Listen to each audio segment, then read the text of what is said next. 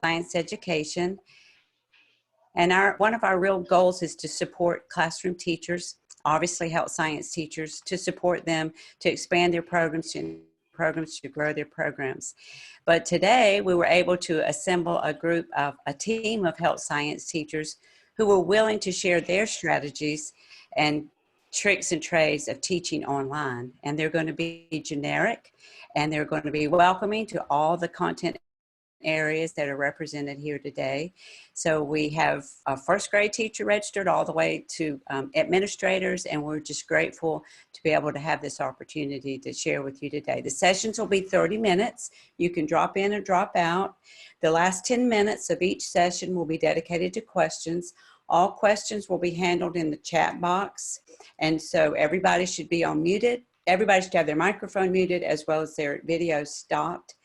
And then we will help the presenter get through the questions the last 10 minutes. If you have a question that doesn't get answered, you are welcome to email that to me, and I will get that to the presenter, and they will get back with you. All sessions are recorded and will be posted at the link that was in the email that you received last night.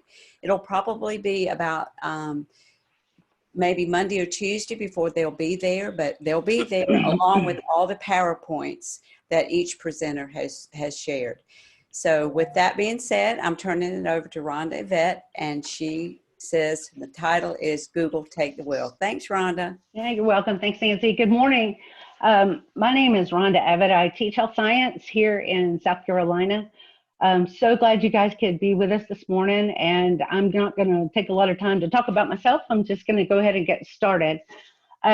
A lot of us have just transitioned into this e-learning phase. So even though Google Classroom has been in place in a lot of different communities, it hasn't been utilized for the mainstream of having to run your entire classroom and curriculum. And so I just put together some quick tips and some links that might be helpful for you. I know that I've used Google Classroom for about 6 or 7 years. But, you know, every year they come out with updates, they come out with new things that are there. And I'm usually about a year behind in the learning curve because I'm not going to start trying new things in the middle of the school year. But this time we're kind of forced to. So I took everything that I've kind of done over the years and compiled it. And, you know, we've been doing this here in South Carolina for almost 3 weeks, and I've definitely had to learn from my own mistakes and compile some information, and you're going to have to do the same too, probably. So let me just start with some of the basics. I know there's many districts that don't even have Google Classroom, and it's just a brand new thing since we went to e-learning. So I'll just go ahead and go through these slowly. We're going to talk about general etiquette as far as Google Classroom goes, laying the pavement and GPS navigation. How do you get around Google Classroom? There's so many different things. So I've also got some links here at the end that I'm going to share with you that can be of even more help. They've been very helpful to me. Basically, when you have to keep in mind, every time you post something in Classroom, it gets farmed out to either definitely the students, but also maybe parents that are getting notifications. And so if you make 5 notifications a day, that ends up just being so much for them, but also they have trouble keeping up with it. They have, you know, a lot of them just, when they start seeing so many notifications, they don't even pay attention to them anymore. And so you want to maybe try to combine everything into one single Word document. This is when we transitioned to Classroom. This is kind of how I made the transition for my class. The Friday before, we knew that this was probably going to happen. I think we were hopeful that it would not. And I just used a general slide, and it's not coming up, of course. There it is. So this is kind of what I posted for my students to say, you know, we kind of did some conversation about it the Friday before, but this is exactly what they knew. So here's my rules. Here's what they need to expect. I went through and made sure everybody was on the Remind text app. I try to keep my communication down and my post down. Try to touch base with them. Now, this is old. We're not using Zoom anymore. I know Zoom's had some issues. So our district actually went to Cisco WebEx, and it's got a lot more control in it, and it's got a lot more security in it as well. So this is kind of what my students could expect from everything. I put everything I have to say in a Google Doc. I take notes during the day, so that way in the morning I can post something and it has all of the information I want. I like to put a hidden question in, or maybe just a question about something that's in the feed or in my agenda. So they have to comment on it. So I know that they saw and they read it.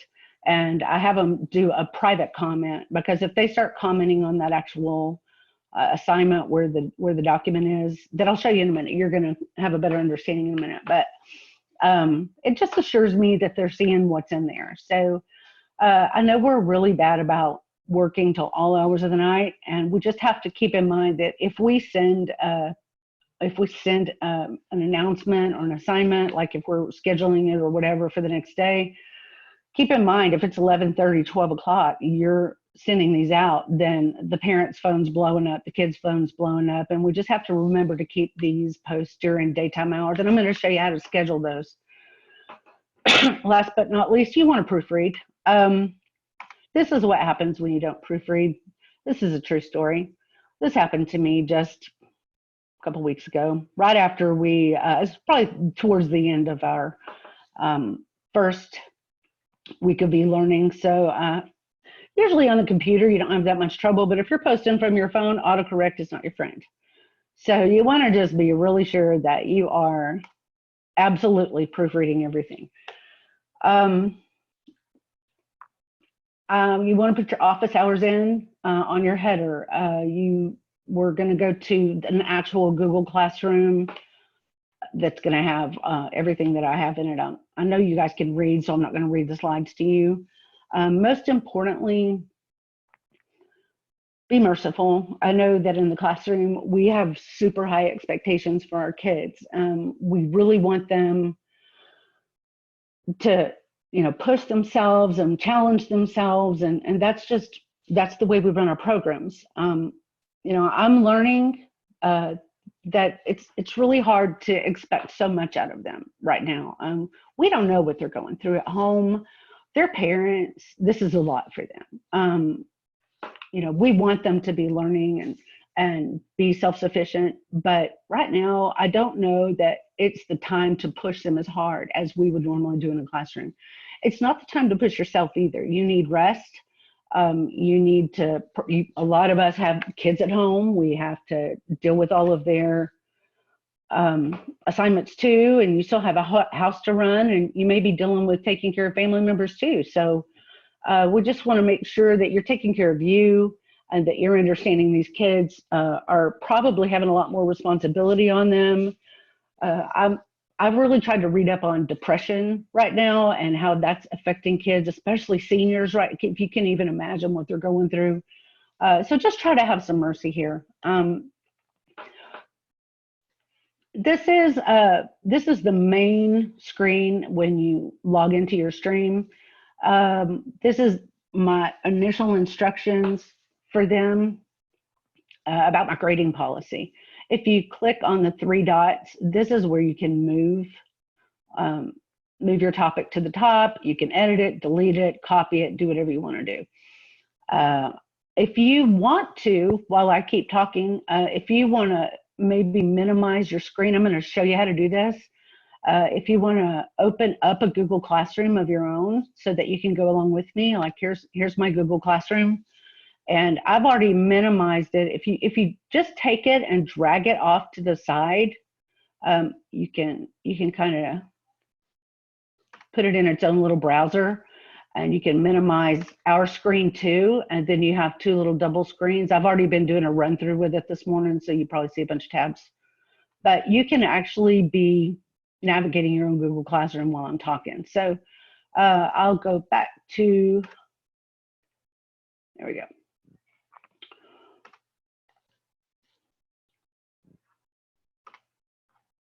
All right. If you're in your main screen, you can always click your calendar. Anything you put in under classwork that you give an assigned date to turn in, it's going to automatically feed to that classroom's Google Calendar. I love Google Calendar. It's the only way I stay organized, and it really helps the kids to stay organized as well. If you click on your to-do list, this is what's going to pop up over here. So anything that you have put in as an assignment, past or present or future, it's going to pop up just to give you kind of an idea of what's coming. This is an assignment I had posted that I had already done some of the grading. If you notice, there's different colors here, and the difference is the colors of these are resources I posted versus assignments with a due date and a grade assigned that I posted. So it just kind of gives you an idea of what's going on there. Anytime you see the 3 dots, that's going to be an option for you. So if you see 3 dots, just click it, play around with it, and that'll definitely help you just kind of learn your way around it. Again, from the main page, this is a drop-down window that you can actually choose some of your multiple classes, or you can do it individually. If you want to add an attachment, it'll add from either your hard drive, or you can go, it'll give you the option to go to Google Drive or Recent. So if you know that you just had a document open, hit Recent, and that will let you post because it's right there. Here's how you post. You can schedule, and you can save draft. One thing I really like to do if I've got my game face on and I've got 3 or 4 days worth of assignments ready to go, I will go in and click schedule Monday 8 a.m., schedule Tuesday 8 a.m., schedule. So I will go through and schedule my assignments out for the next 3 days, and I don't have to do anything after that except go in and just kind of check them and see what's going on. The only thing is you cannot schedule posts days out if you're choosing multiple classes. That's something I feel like Google will fix before next year. But the way I handle that is I go ahead and assign it to my multiple classes, and I save draft. So the next morning, all I have to do is just go in and click save.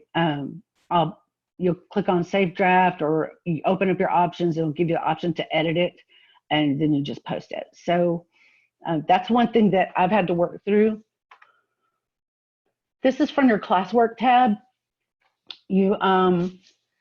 These are all of your topics, and your topics are going to be created when you actually create an assignment.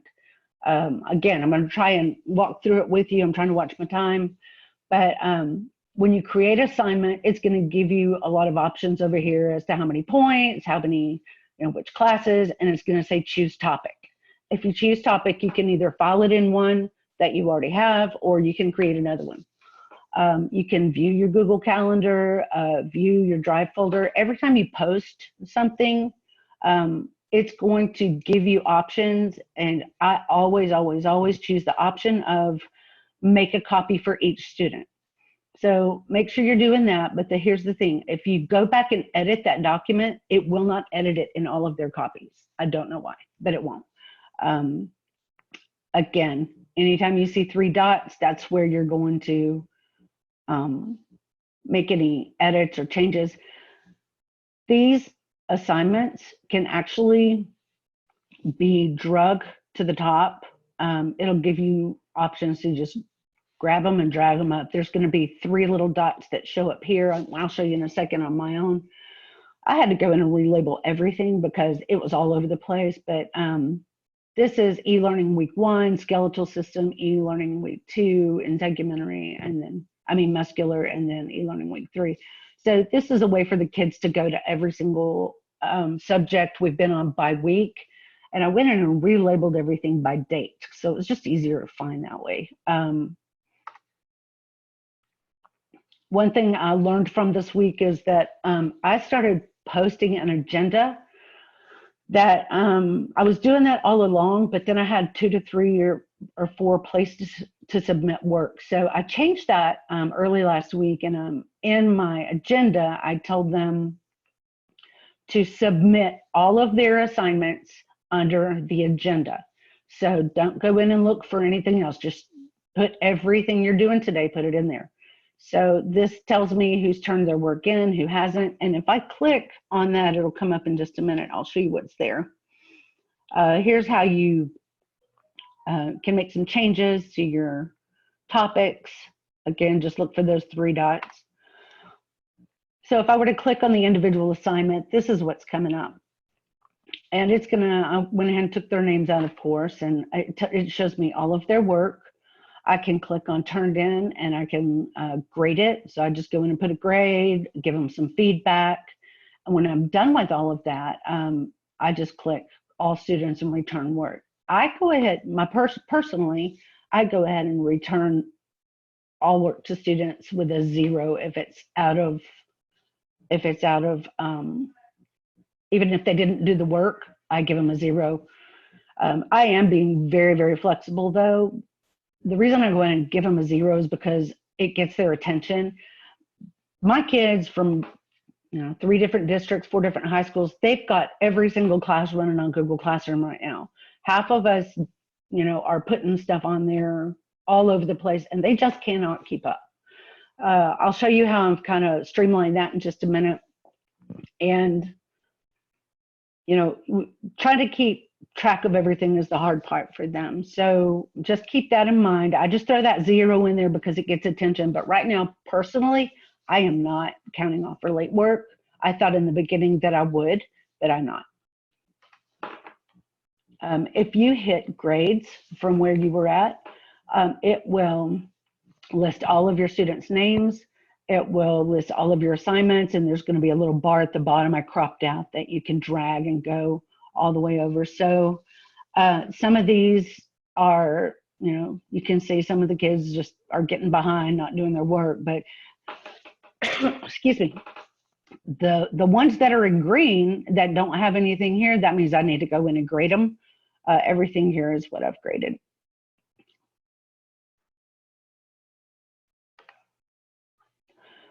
This is if you look up in the right-hand corner, I don't have it on this sheet. There's the little gear shift here. That's your settings. If you can go in and play around with this. I don't use a lot of, the weird settings and put in weighted grades and stuff here. There's no point to do that for me because we put everything into PowerSchool. So you can make changes based on your own class needs. And here I've put a couple of really great resources for you that I came up on. This is a Google Classroom cheat sheet. Once they post this link to the recorded conference, they're going to also post our individual slideshows. So when you get there, this goes into all kinds of different things that you can do. And it was a huge help to me in just trying to navigate stuff.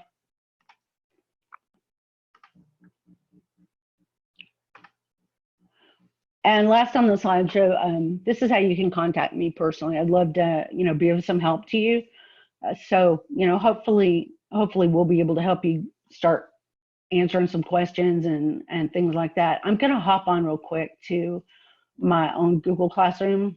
I minimized it a minute ago, so I want to show you a couple of those tricks that I was talking about. I'm not going to go into people and grades because that's going to be showing my kids stuff, so we're not going to do that. But here's upcoming work like I showed you. This is everything. Of course, we don't have anything upcoming. This is all of my past stuff.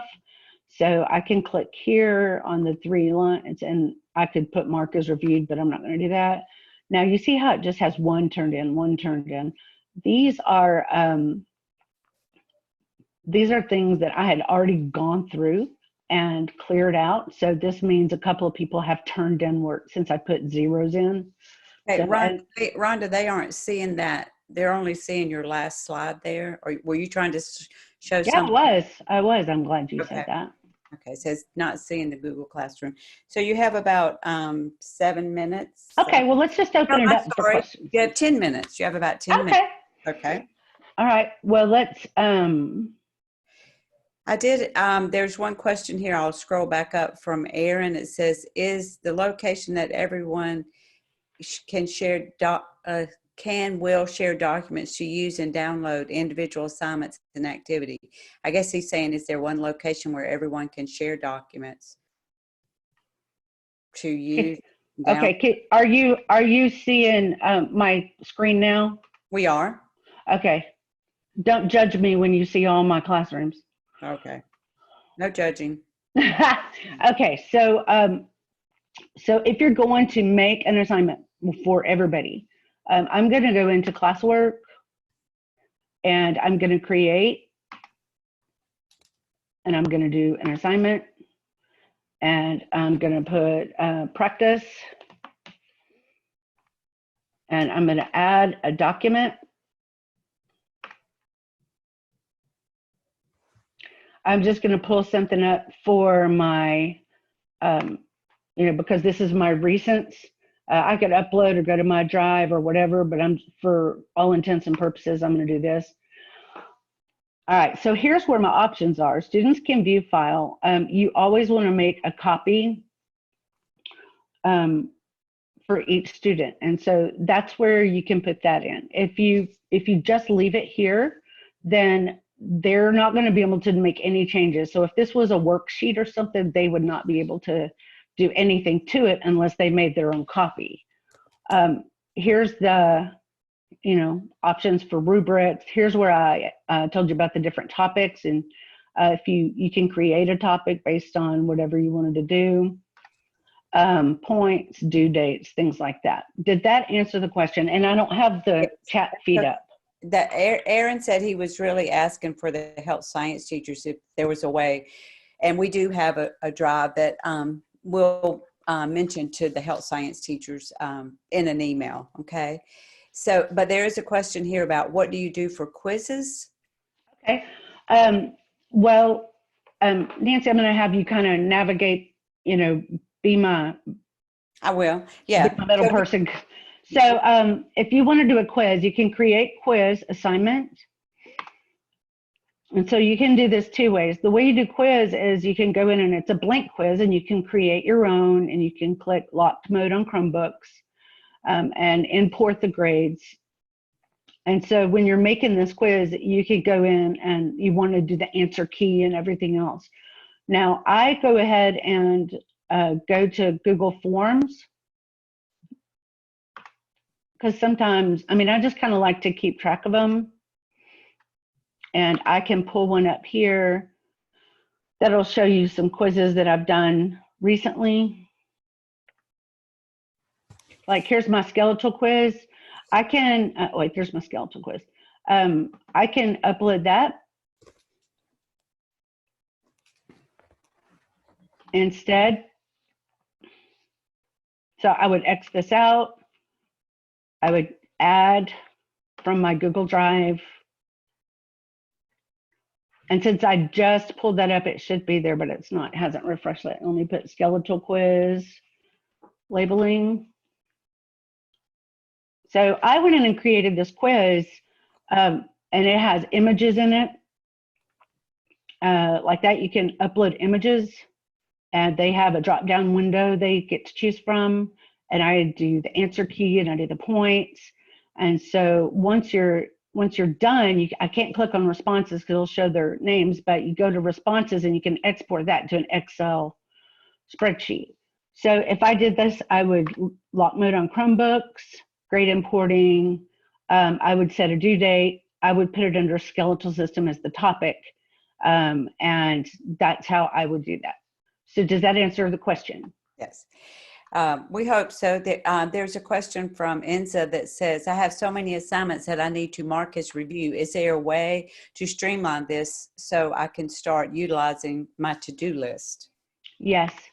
If you click on,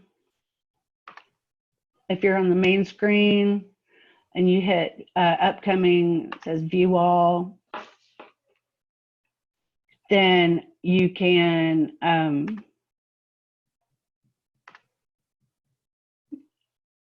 click, I guess you have to click on the individual assignment to mark as reviewed, go down, mark as reviewed, but it does keep you from having to scroll all the way through every single assignment under classwork. So this might be of help to you.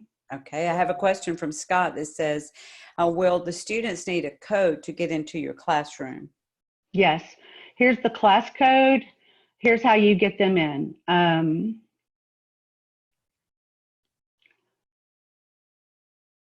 So the problem's going to be, if I pull this up, it's going to show my students.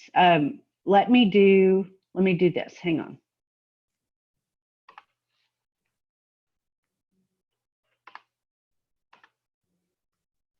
I have a couple of Google Classrooms that are to play with. All right, so these are people.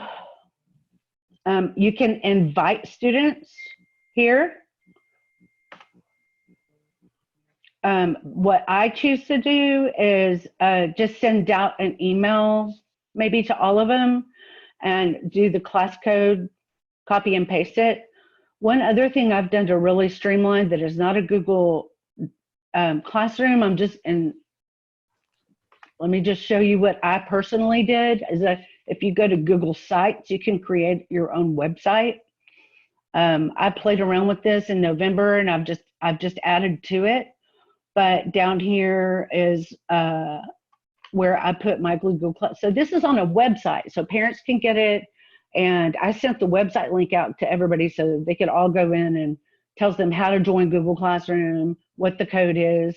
Now that we've moved to e-learning, this is an assignment checkoff sheet that I created for them because it was just going to make things easier. And I have it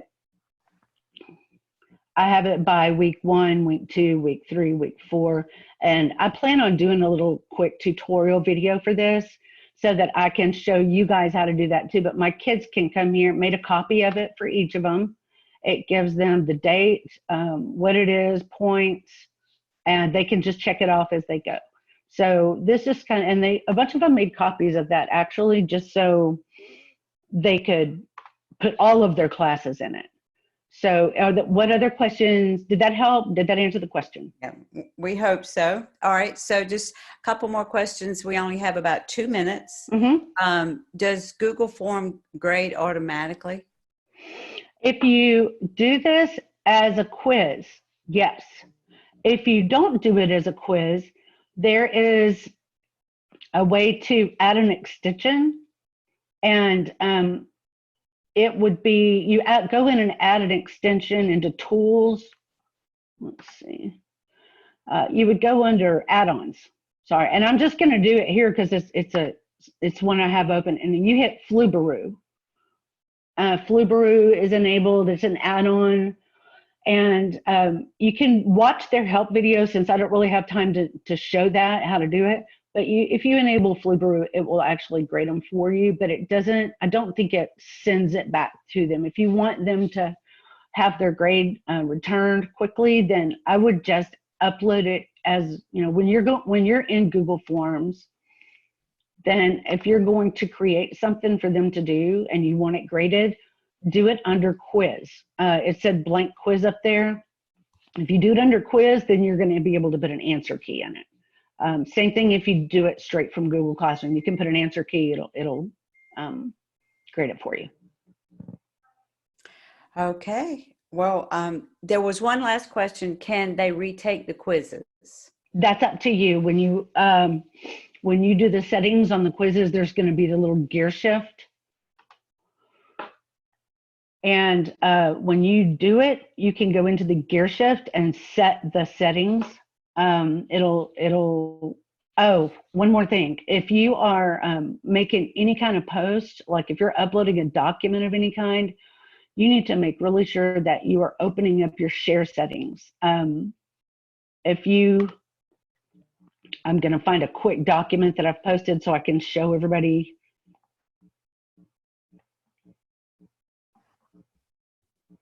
Sorry.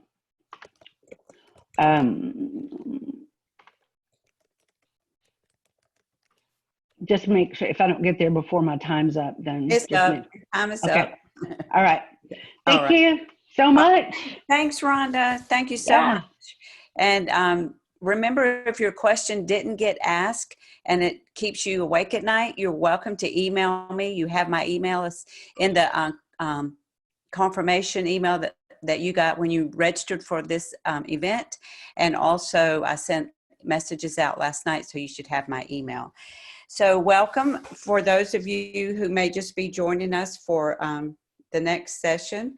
Melissa, are you able to share your screen? Okay.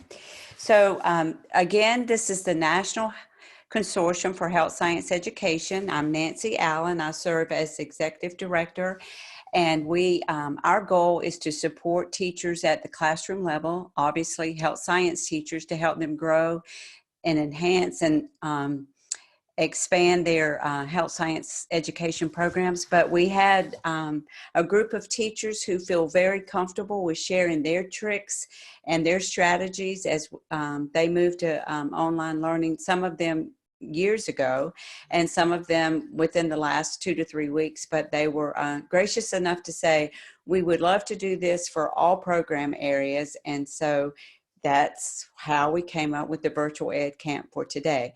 All the sessions will be recorded. They will be posted at the link that was in your email message last night, along with the PowerPoints that the teachers have shared. And so that will be there for you to go back and reference. Give us a few days. It may be Monday or Tuesday before the information is there, but it will be there for you to go back and review. If you're interested in a certificate, it was also mentioned in your email that if you attend up to 2 sessions, and you need documentation of your participation for professional development. They're not CEUs, they're just contact hours of professional development. We're more than happy to provide that for you as well. So our next presenter, don't want to take any more of her time. She'll have about 20 minutes of content, just like the session before her, and the last 10 minutes will be question and answer, and we'll handle that with the Google feature. With the chat feature here in Zoom. So this is Melissa Sparks. She's from North Carolina, and she's talking about the Google Drive and your keys to collaboration. Thank you, Melissa, for being with us. Are you unmuted?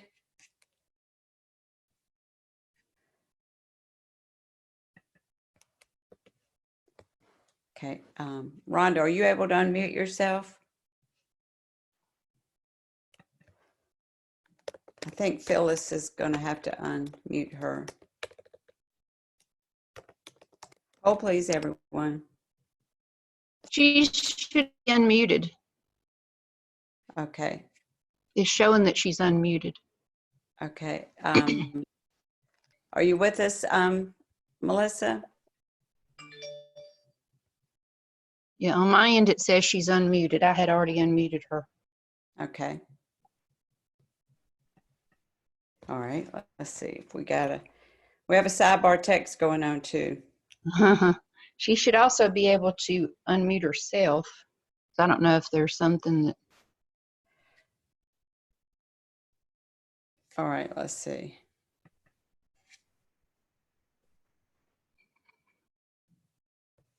Okay, Melissa, are you able to give us a thumbs up or something in the chat box here?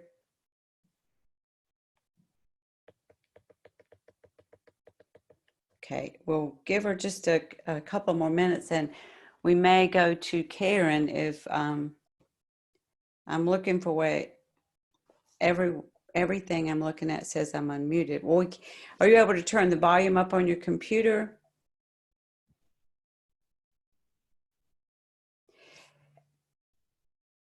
It says, someone said, it seems like your screen is locked. There's some information. Go to the arrow in the mic and Zoom and up to the auto setting to refresh your screen.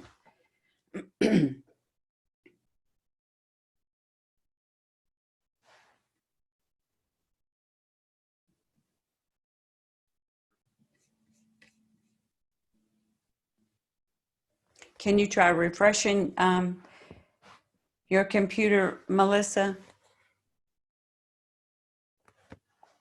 Randall, I see your question about how you get a certificate. It was mentioned in the email that you received last night. If you need a certificate, you just need to email me, and you have my email address.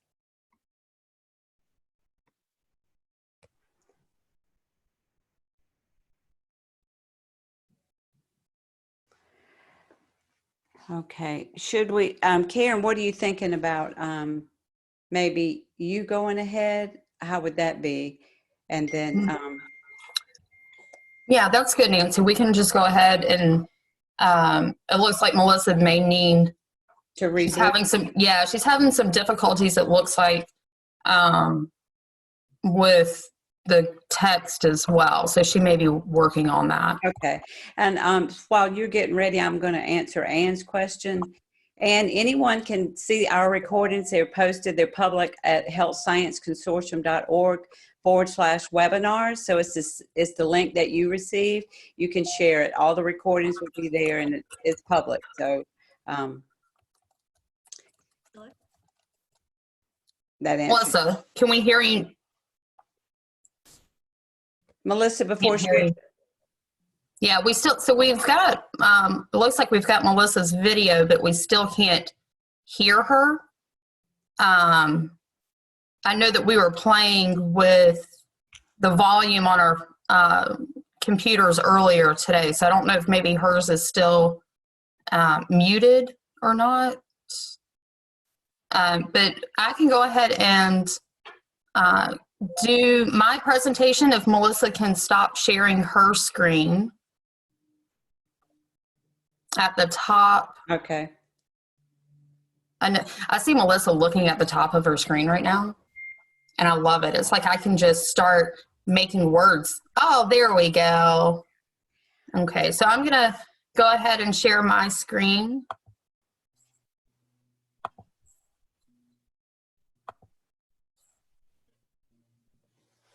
Okay, and so for those of you on while Karen's getting ready to share, this is Karen Edwards from South Carolina, and she's going to talk about Make Rockstar pre-recorded lessons. And so she'll go over a little bit because she hadn't gotten her full time, and then hopefully we'll go back to Melissa. So if this is not one you were interested in seeing, it won't hurt our feelings if you drop off and come back about 11:10, and we'll. It will hurt my feelings, but that's okay. I'll get over it. Okay. All right. Thank you, Karen. Go for it. So, welcome everyone. I know that it's early for some of you, and for me, I've had a lot of coffee, so I'm glad I wasn't in the bathroom during that little break. But I am from South Carolina, Lexington, Richland 5. A little bit about me. Ooh, of course, there we go. So my first life, I was an athletic trainer, graduated from the University of South Carolina. I had to put that on there just to annoy Nancy. And I became a health science teacher probably about 7 or 8 years ago to have a few more hours for my girls. And then with that, I'm also a HSEA advisor. I am currently the president-elect for our state association, and I just wanted to put some pictures up there of my horse. When I do get some free time, I like to ride occasionally. For today, it keeps going. Oh, let me get back to my slides. I had an overview here. So today we're going to do the Edu Creation lessons and then Screencastify. I put these websites up in case you wanted to go ahead and pull them up on your screen as well. This code for Edu Creations is the code that I created for a classroom. You can join on mine and you can see some of the presentations that I've done. These two websites really helped me flip my classroom. I started doing that this year to offer more time for labs and hands-on activities within health science and sports medicine. And now I'm finding that these two websites especially help with just the fact that, you know, I've got 2 small kids at home, and sometimes I'm not able to connect with my kids through Google Hangout. And then there are some districts that also are not allowing teachers to utilize Google Hangouts or Zoom for lessons. And these are 2 websites you can easily pre-record and post to Google Classroom, to your site if you have a website, or you can send out in an email to your students. So again, those are the websites that we're going to be kind of dealing with. Edu Creations is going to be the first one. And one thing I've noticed you may want to double check with your district is you will need to have Flash and plugins allowed when you do this. On my laptop from the school, I'm not able to create the Edu Creations because it's a district weird thing. I can view all of my lessons, I can add the students, but I cannot create. I have an iPad that I use. That's what I started with back in the summer when I started flipping my classroom. And it's the easiest for me because I can write with my pencil and, you know, think that I'm fancy. For my computer teachers that are out there, it's really not. So I did create a little video for you because I do work from my iPad a lot and I didn't want to have two different logins. Luckily, the video is muted and I'm just going to walk through some of the things. All I did for this, I created a new document, and then this plus sign right here brought in a PowerPoint that was already created. As I continue with this video, you can see that I can erase, I can do all kinds of things. The record button is up here at the top. This is where you add in whether it's text, a picture from your camera rolls of, you know, the iPads or computers. You can take a picture there. This little treasure map, it's not like an escape room treasure map. It is literally you pull something in from like Google Maps, which is kind of neat, and I haven't played with that too much. And then the documents. And the documents can be pulled from Google Drive or from Dropbox as well if you use Dropbox. So I'm going to continue with this video a little bit, and you'll see it's got the pointer availability. So as you are recording, you can move around on the screen. Up here at the top, you'll see the pencil and the eraser. And the video is just going through ways to add things. And I'm showing you in the video here how you can search for an image to add into it. The background can be plain white, it can be gridded. So if you are a math content person, I personally like the grids when I teach modalities and I'm talking about the different wavelengths and things like that for the modalities. If you're math, you can, you know, draw right on there and work out problems for the functions and get a pretty graph or whatever you need. So I'm just going to show you some more things here with this video that I created last night, drawing you the arrow up to the record button. After you record, what you can do is go back and edit. And that's important to me because I learned that as I was writing, and you can see, discovered that I needed to pause the recording because otherwise I would write these really long words and it was kind of like dead space. Like, what do you say when you're writing and they can't even see you? There is a 30-minute time limit on the recordings.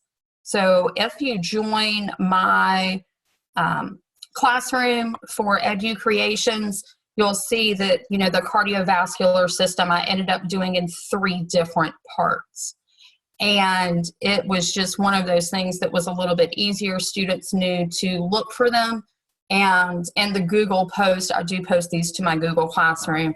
It was, you know, cardiac video 1, 2, and 3. They use guided notes for this, but you can really use it any way you would like to do this. Again, afterwards, when you are done recording, you can go back and edit along with Screencastify. You can do edits on there as well. And so this is just showing you how you can flip through the screens. back and forth. If you forgot something, you just go back and pick it up, and then we'll fast forward a little bit in the video here, because I think I have a nice little message written for Nancy as well in the video. I like to play games when I do this with my students and say, hey, you know, I need you to listen to this video. We all know that they don't always listen and just maybe get the notes from friends. So I'll say funny video, funny jokes, or write something on there and then ask them for it. This is showing you all the lessons that I've created so far. These different lessons here, you can see that I drew the heart and then all the pictures, imported some pictures here, outlined, colored, and that's why I like using the iPad better than the computer, only because I have more control with the pencil.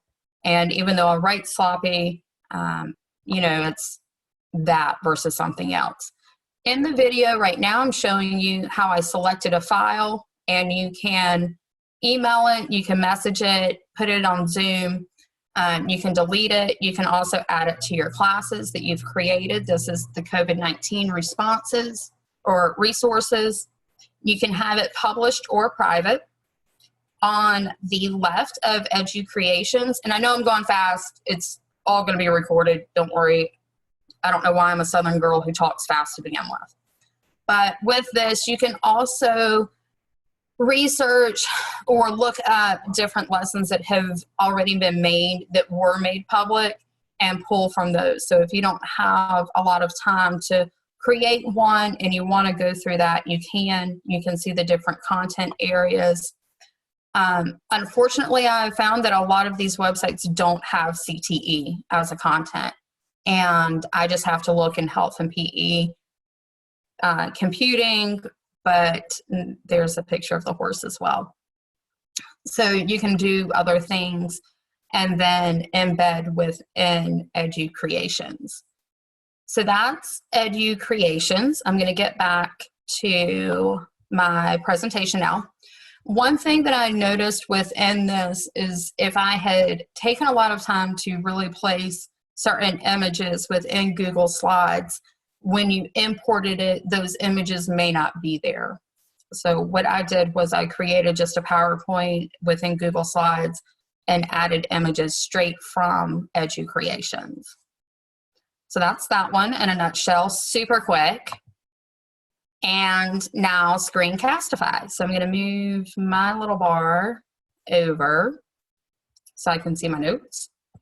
Screencastify is one that I really like for the laptop, and it's great again for the flipped class. You can go back and edit.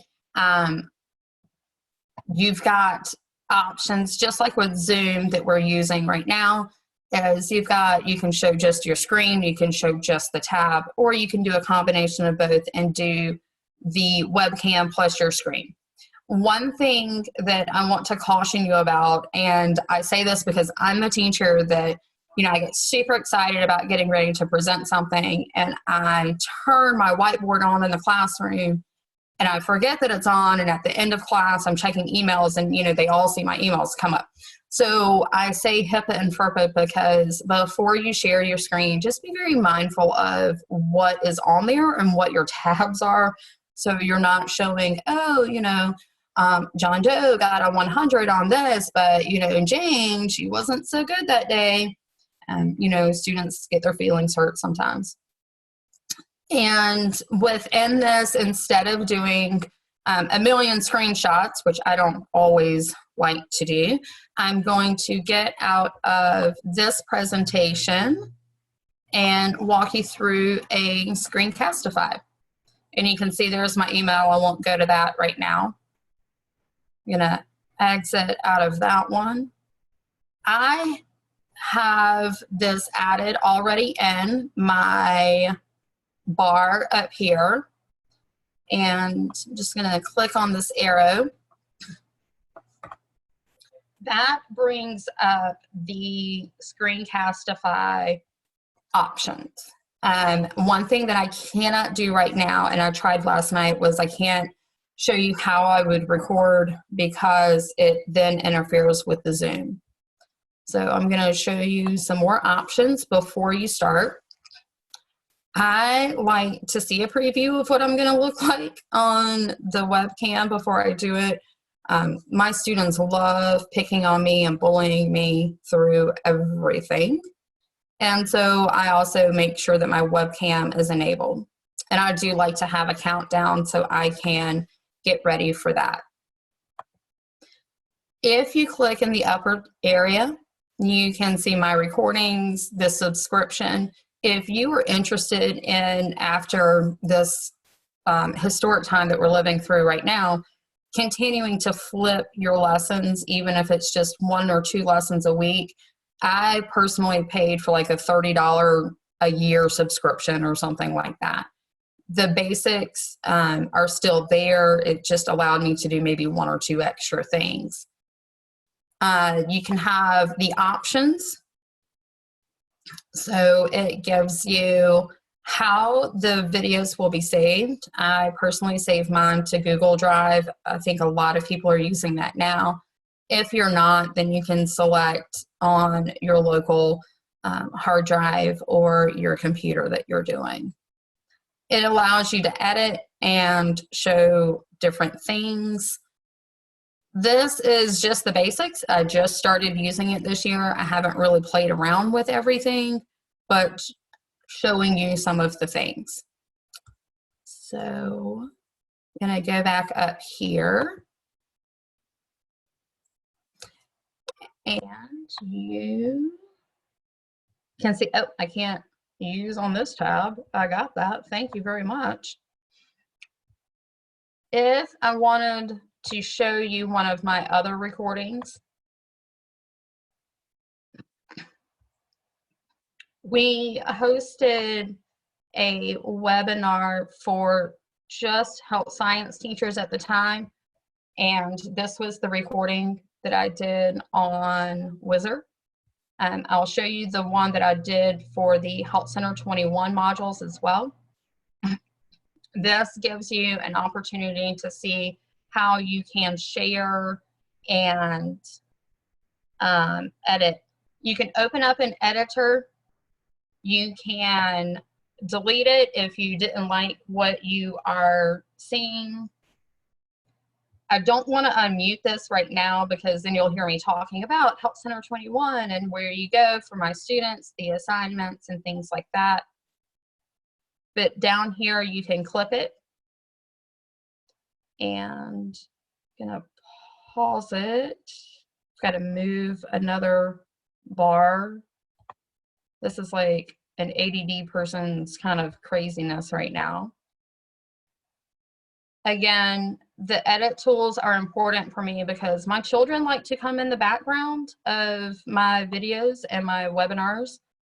Nancy and them got to see my 4-year-old yesterday, and in some of my videos, my students have heard, "Mommy!"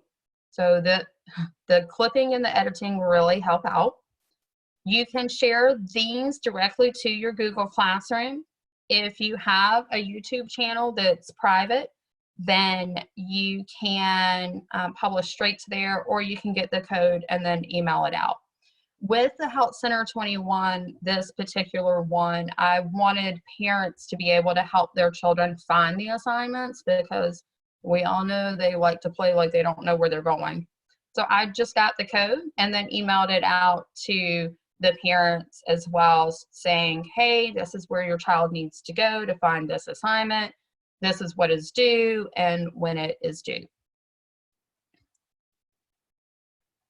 So I'm gonna get rid of that. Okay.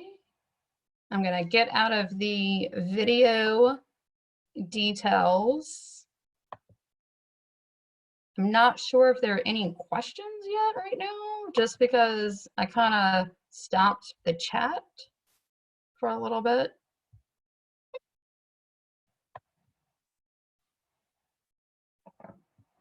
So this is just the basics. And again, we are all getting into this for to help our kiddos out and our students and just be there for them. Maybe your life isn't as crazy as mine is at home right now with, you know, my kids and then all the other webinar meetings and the emails and the, Google Hangout meetings with the entire faculty, or your 4-year-old has a Google Hangout that she has to be a part of, and it's, really good. So I'm seeing some of this now. Jennifer, yes, you can post the Screencastify directly to Google Classroom, and there is a link within that. The difference between the tab, the desktop, and the webcam on here. So the browser is going to show you just one tab versus you seeing my entire tabs open here. If I'm just on the browser tab, then you will only see the current browser. The desktop shows you everything, and I can go in between the browsers. The webcam allows you to see me, and when you do that, you'll see yourself in, either the upper right or the bottom right corner while you're doing this. Depending on when I am recording the things, I sometimes don't like to show myself. Like, I think today's the first day I've worn makeup in like 2 weeks, but other times my students really do like to see my face as I am doing this. My 4-year-old's daughter, or my 4-year-old's Google Hangout looks crazy right now. I'm not gonna lie, Carly, because you asked that. As a high school teacher, I love using Google Hangouts and Zoom because I can mute everybody at once.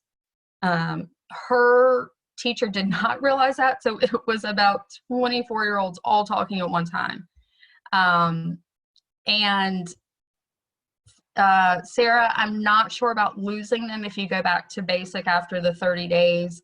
That seems like something that, you can look into or ask them. Again, the Screencastify was only about $30 for a year, I think, and this is something that I am definitely going to be using often so I can show them where to go within things. One thing I did want to show you guys is this is the website Nancy was referring to as far as where the webinar will be posted for those of you who are not health science as your background. You can go to the consortium website. It's within my PowerPoint as well, but you won't know how to get my PowerPoint if you don't look, but it's in Nancy's email, so don't worry about it. And down here at the bottom, oh, well, there's the link right there. And then all of our other recorded ones are down here. So you can see, you can pull up any of them and browse through them. And there you go. Let's see, how can I get Health Center 21 COVID-19 module for my students, or for your students? For Health Center 21, it was, that was like the COVID-19 was what I just put in. I don't think they have a specific module for that. I'm not sure. If you need Health Center 21 as a whole for a trial, then you can get in touch with your representative, and they're really great, and they can extend that out for you, like Katrina said. Here's a question here. This is Nancy again.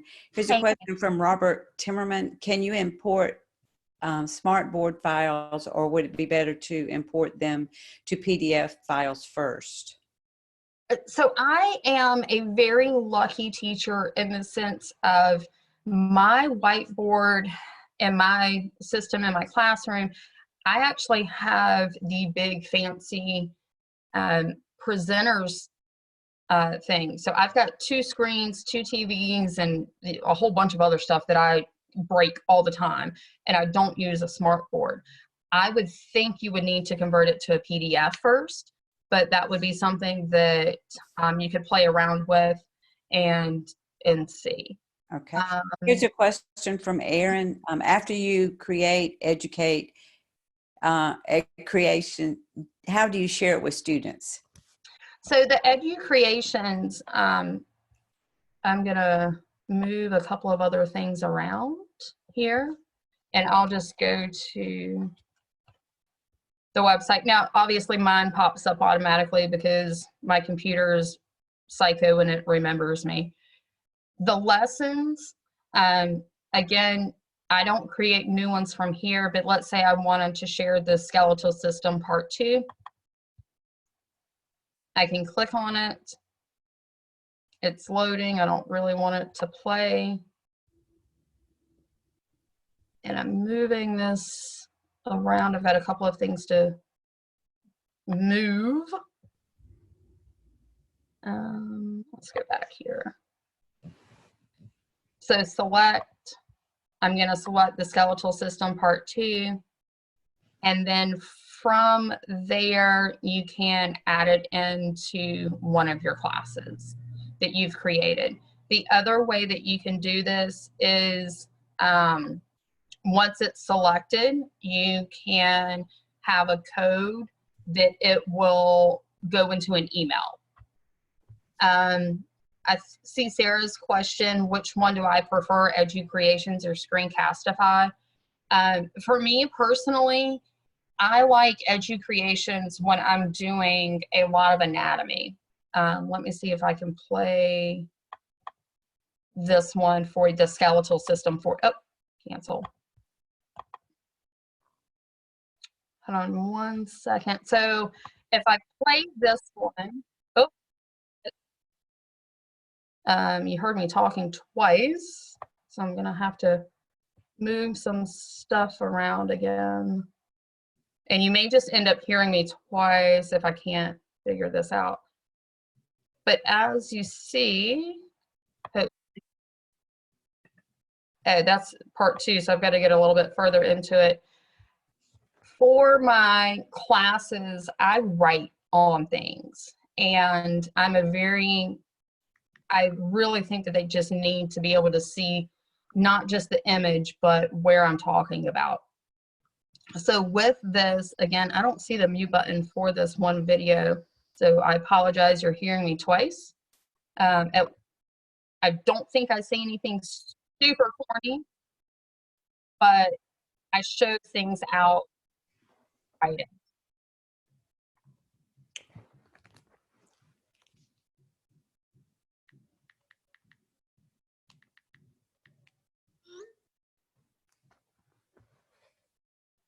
And so that's just how I use it. If you join my classroom for Edu Creations, can you use the recordings? Absolutely.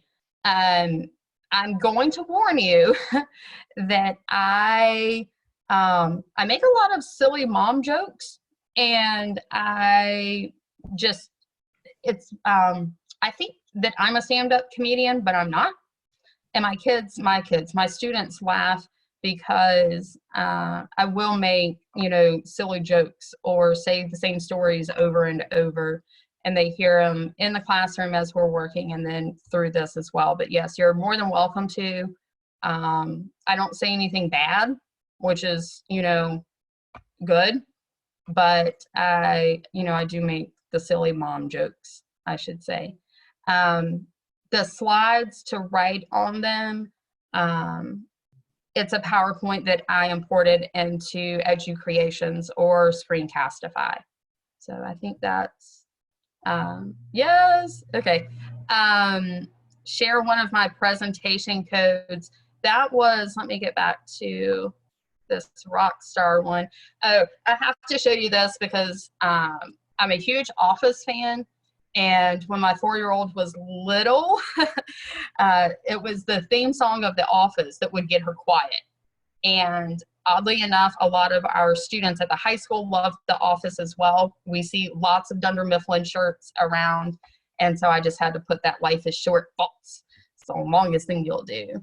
I also had a, Bears Battlestar Galactica and beats one as well. But let me get back to this slide right here. And this code is for EduCreations, and you're more than welcome to, oh my gosh, somebody's from Scranton.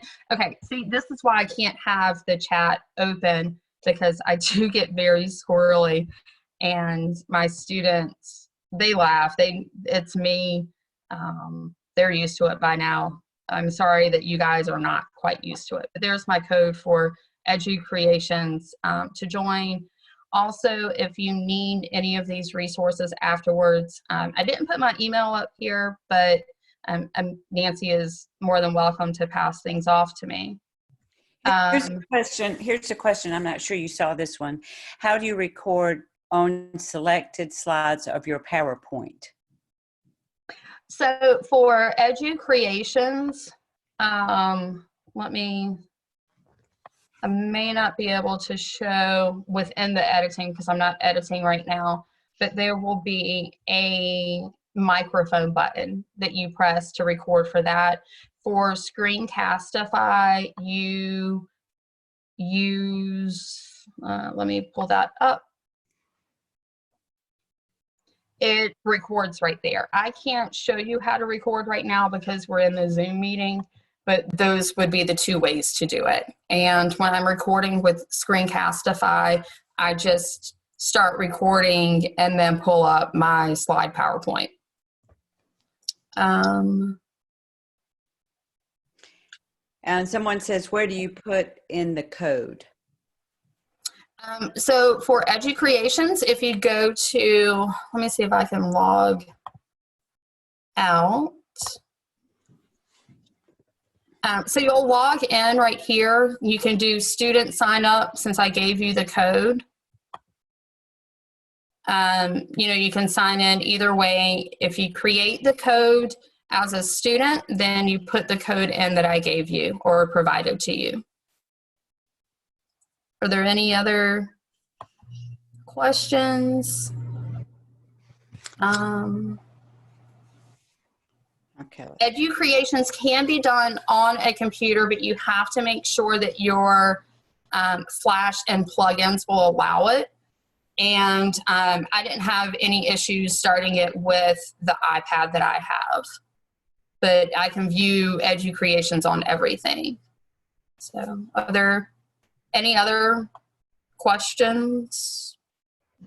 Karen, thank you so much for being willing to, wait a minute, there was one. Okay. I was talking about about only recordings. I'm sorry, it went away. It was, this is only about recording on a specific slide. Yeah. Oh, yeah, you can record a specific slide. Like, I have a slide that says Clemson sucks, and I love to record over that. Mm-hmm.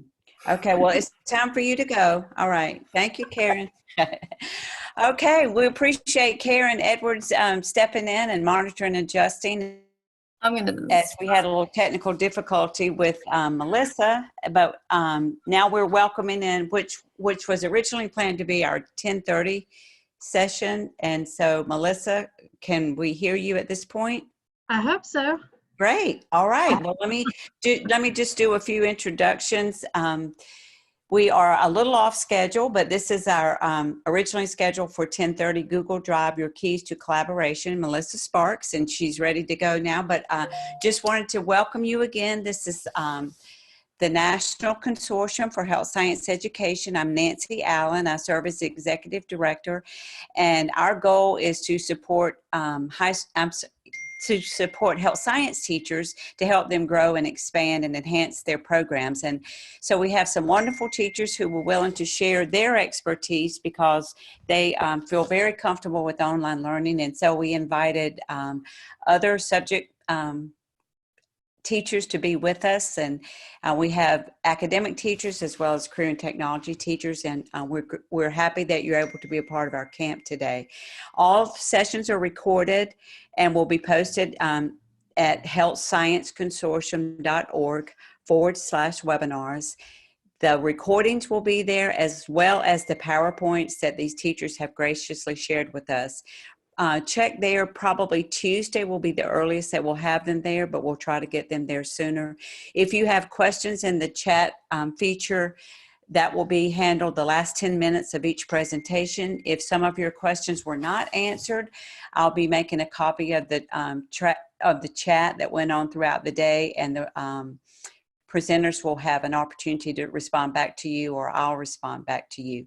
If you need a certificate that confirms your participation, we will provide that for you. If you attend up to 2 sessions, you just need to email me, and you have my email address. Email me at the end of the camp and tell me which sessions you attended. We'll create a certificate if you attended up to 2 sessions. So with that being said, here we go, Melissa, and she has 20 minutes of content, and then we'll deal with questions the last 10 minutes of her presentation. Thanks, Melissa. You're welcome, Nancy. Thank you guys so much for dealing with my technical difficulties. I have no idea what happened, but we're back now. Like Nancy said, my name is Melissa Sparks. I'm also an athletic trainer. I have a little background about me before I get to what you really want to know. So I'm currently located in East Bend, North Carolina. It's a little farming community. And as soon as we finish here, I'm going to go plant my garden. I'm an East Carolina graduate. I've been teaching for 19 years, doing athletic training and teaching. My first 10 years I spent as a PE teacher and teaching sports medicine, and then 5 years in CTE with the health science area, and I was 4 years to make the total of 19 as an outreach athletic trainer for Atrium Health, which was formerly Carolina's healthcare system. So just kind of what I'm going to go through is the benefits for me of Google Drive, sharing with people folders, because I'm crazy organized, student submissions, being able to search for any documents or spreadsheets, sites, anything I might have kind of easily, and then uploading Microsoft formats into Google, excuse me, so that students can access the information. I've got a lot of students who will tell me that if I put up a Microsoft Word document on our learning management system, that they can download it, but then they can't open it because their computer doesn't have Microsoft. So those are, in a nutshell, what I'm going to try and cover. So the first thing is sharing, which is our biggest benefit right now with us all transitioning to online learning, and most of us not being very familiar with that, not ever planning that would be how we're going to teach. Our biggest benefit is being able to share our best practices and assignments with our colleagues both near and far. Like Karen shared her Edu-Creations code so we could get in there and look at what she does. There's on Google Drive, there's a folder that the health science teachers from South Carolina have shared that have a whole bunch of resources for any of us who would like them to be able to share it and not have to recreate assignments. So how do you share? And I kind of did some screenshots. I will go over to my Google Drive. But I tried to screenshot as much as I could to help out. But there are sharing settings when you have any document. And it might actually be easier if I go to here. So let's say I created this thing. I didn't really like it, but I created this thing about the chain of infection to share with my students. So when I open it, I can, come on, internet. I can go over, there will be a share button. It's still trying to load right beside my face. And if I share that, you get the same screen I had just did the screenshot of.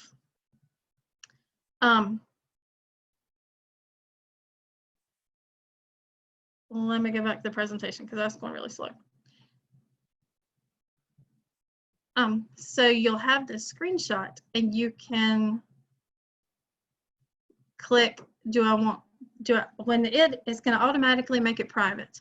So I can change that and share it with everybody on the web. I can share it with just people who I designate, or I can go to the very bottom and invite people by email. Went folders, but invite people by email. I was going to see if that sped up any. I won't take but a minute if it's not doing. So I can advance I can share with, it's private, so I can change that, and I can share it with anybody on the web or anybody who I share that link with, or I can just put it for specific people. I can also enter names. So if I know Nancy Allen at consortium.org, I think maybe I didn't. I thought I copied that earlier, so I could just paste it right in there. So Nancy Allen at consortium.org, she can edit it because she's got this little pencil, and I can send it to her, and she always has access to that document. So let me go back. And I have too many things open, so I get confused. Then, so that's how we share. There are folders. I organize my Google Drive into lots of folders. I can just go here, new, and create a folder, because my drive just gets insane with students submitting assignments and me creating stuff, people sharing with me. It just goes out of control. So I try to organize and drop all my documents. So this meal rubric, I created it. I would go into the Health Science 2 Honors, which is the class that belongs to, and I just pull it and drag it and drop it into there. To try to keep it organized so I can find stuff when I need it. So folders are kind of my life. I love folders. So student work. Students can share their work from any format. That share button that we looked at just a little bit ago, that share button in the top right corner, students can go in, they can share it with me with that, and I can always see it. I have a lot of students who will share stuff with me, but then they don't give me access. And if they don't share it with me, I might not be able to see it. So whether it's Google Drawing, Docs, Sheets, or Sites, they can share it with me and I can see it. Vice versa, I can share with them. So it's really important to have the share settings so that students can share with you as well. So search, there's a search at the top of your Google Drive, and any document you have in there, you can search for. So I was kind of playing with this earlier because I was like, how was I going to show you how to do that? So let me get back out of the sharing settings and go back to my drive. And this is my personal drive so that you would not see any student names or information. So I can search the drive. Let's say I am showing John Q to go with the legal and ethical section in my health science class this week, and I know I have a John Q document here, but I have no idea where it is. So I can go up to search my drive, I can type in John Q,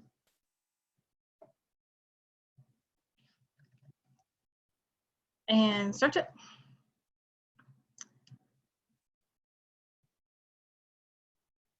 And I get my lesson plans where I plan to do that because my lesson plans are in as well. But then I have the John Q movie document. So I found it, I can open it, and then I can open it with Google Docs and have it right there for me to see. So I like being able to search for anything because as stuff gets shared with you and you have a lot of things in your Google Drive, it's really, for me, difficult to find things when I need them sometimes. So that share option or that search option is one that I like a whole lot. I already talked about the folders with the organization. What I didn't talk about was the starred option. That has become one of my lifelines. I work at a career center, and there are a lot of docs that aren't specific to health science. They're specific to the whole school. Our cosmetology, our auto tech, our culinary, our aviation, and electrical trades.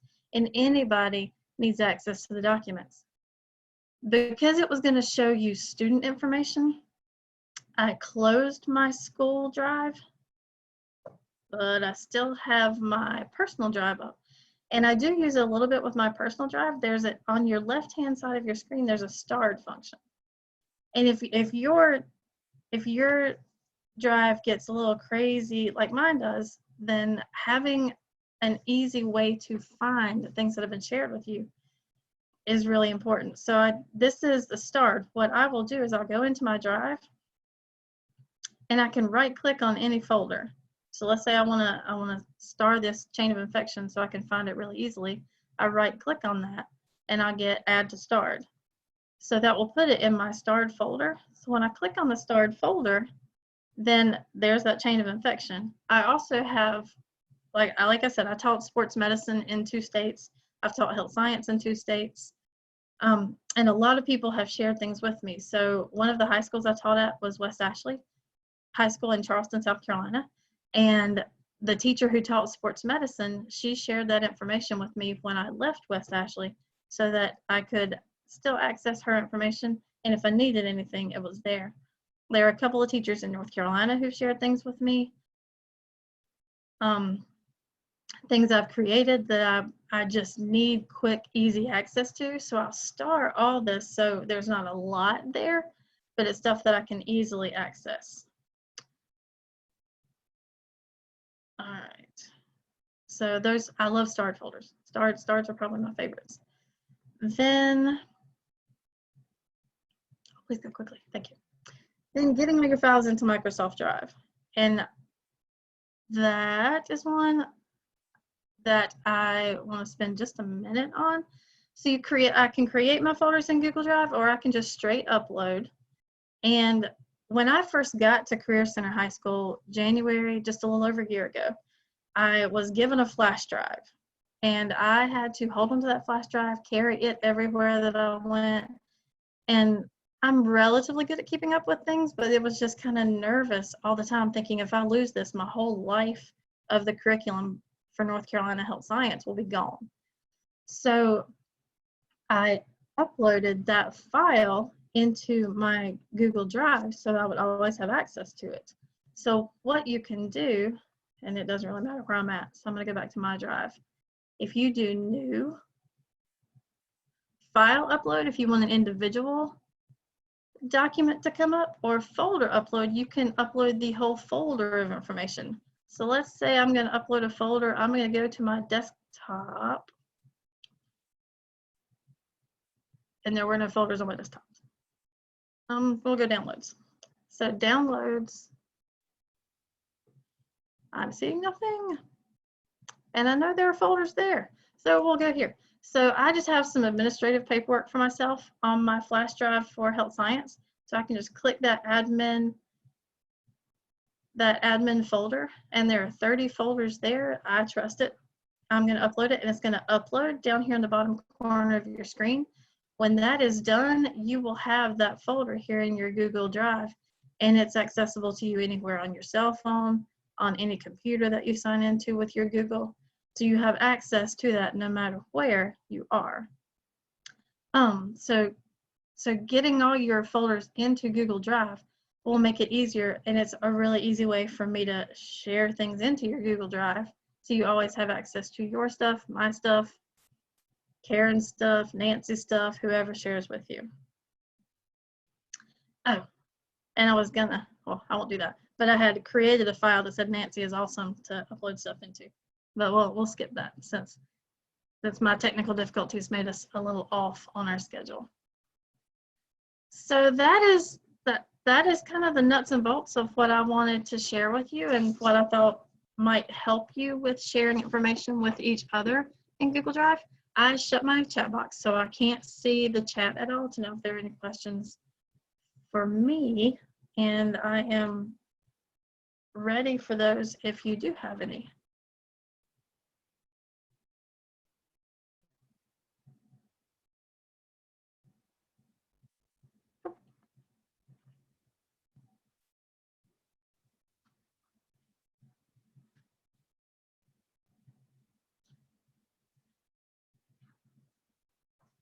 So sounds like there are no questions. So Nancy, I will turn it back over to you. Or Karen. Or Katrina. Oh, never mind.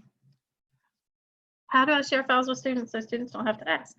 Okay, let me get out of my presentation and go back to my file. Sorry, let me not get distracted by the chat and answer one question at a time. So when let's say I want to share this horrible chain of infection document with my students, I will open it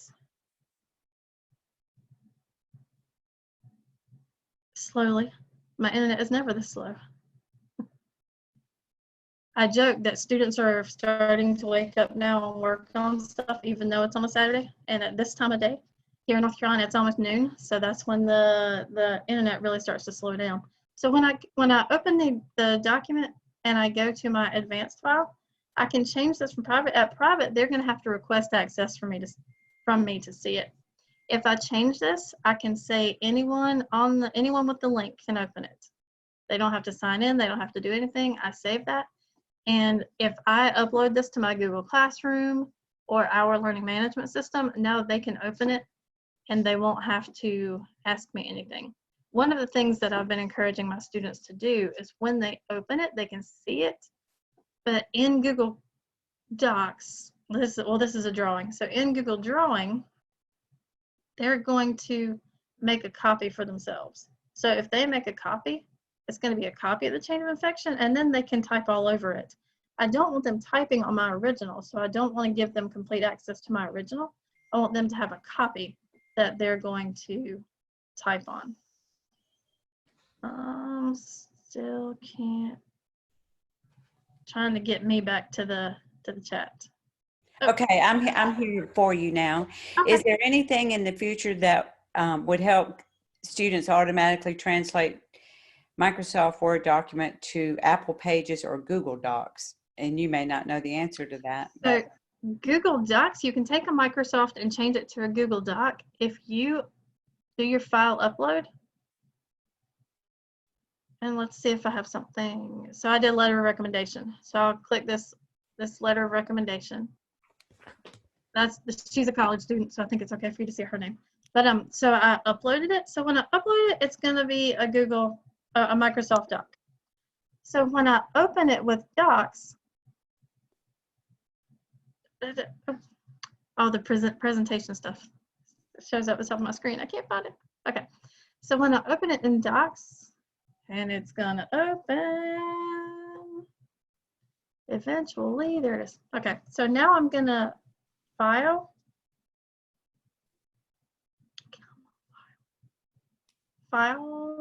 and save as Google Docs. So even though I uploaded it from Microsoft Word, because my students, when my students open it, they're still opening it as a Word doc unless I save it as a Google Doc. And even though I put it in Google Docs, when they get it and it's a Word doc, they still can't open it if they don't have Microsoft Word. So file, save as a Google Doc. Oh, and now it is, so I can't do it. Let me go back to here. So file, see, it's still a doc. It's still a doc format. So when you go to file, save as a Google Doc, then they are able to access it and open it. Okay. So another question. If you upload a folder or file with the same name, does it overwrite the original? I'm not sure. Okay. Somebody asked about team drives, and I'm not familiar with team drives, so I have not used those with my classes. Okay. Also, there's a question here to move something from Moodle to Drive. Are you familiar with that? So Moodle is that's the format where North Carolina shares our curriculum with us. And yet I've not seen any way that I can move it from Moodle to Drive, but I downloaded the Moodle into my downloads and then uploaded it as a file into my Google Drive. So it's an extra step, but that's how I did it. Okay. I think you already answered this or it came up, but I'll say again, if you place files in Google Drive, can other people access them? So if you would just revisit that. Yep. Anytime you share something, people can access it. I got to get rid of my chat bar so I can go to that. So on this, I'm hoping you can all still see this letter of recommendation in front of me. We do. We see it. Okay. So when I share this, so right now it's just mine. I created the recommendation. I printed it and sent it to Amber. But so here I can either enter individual names and give editing rights. So I'll put Nancy back in there. And I'm going to send it to Nancy, and she's got access to this letter of recommendation. Or I can share it with lots of people and go to advanced settings, and I can say that anybody on the web can find it and access it and edit it. They don't have to sign in. They don't have to have any special email address. They can just access that and edit it. I hope that answered that question. Okay. And there, if you delete student work that has been corrected, can it be deleted from the drive without removing it from the Google Classroom? And So I'm not 100% sure on that. What I run into a lot with my students is they delete stuff on their computer before I grade it, which is pretty quickly. So I'm not sure why they're deleting it so early, but they delete it from their computers. And when they do that, then it tells me it's in their trash when I try to open it. And I just have to make a copy of it so it's no longer in the trash. So it never seems to be completely deleted. Okay. If you make a copy of files or folders, can I create different settings and permissions for them? Yes. Once you make a copy, it becomes yours and you can set whatever you want. Until you make a copy, it's still the owner's, so it's somebody else's, so you can't change anything. But once Okay. you make the copy, it's yours.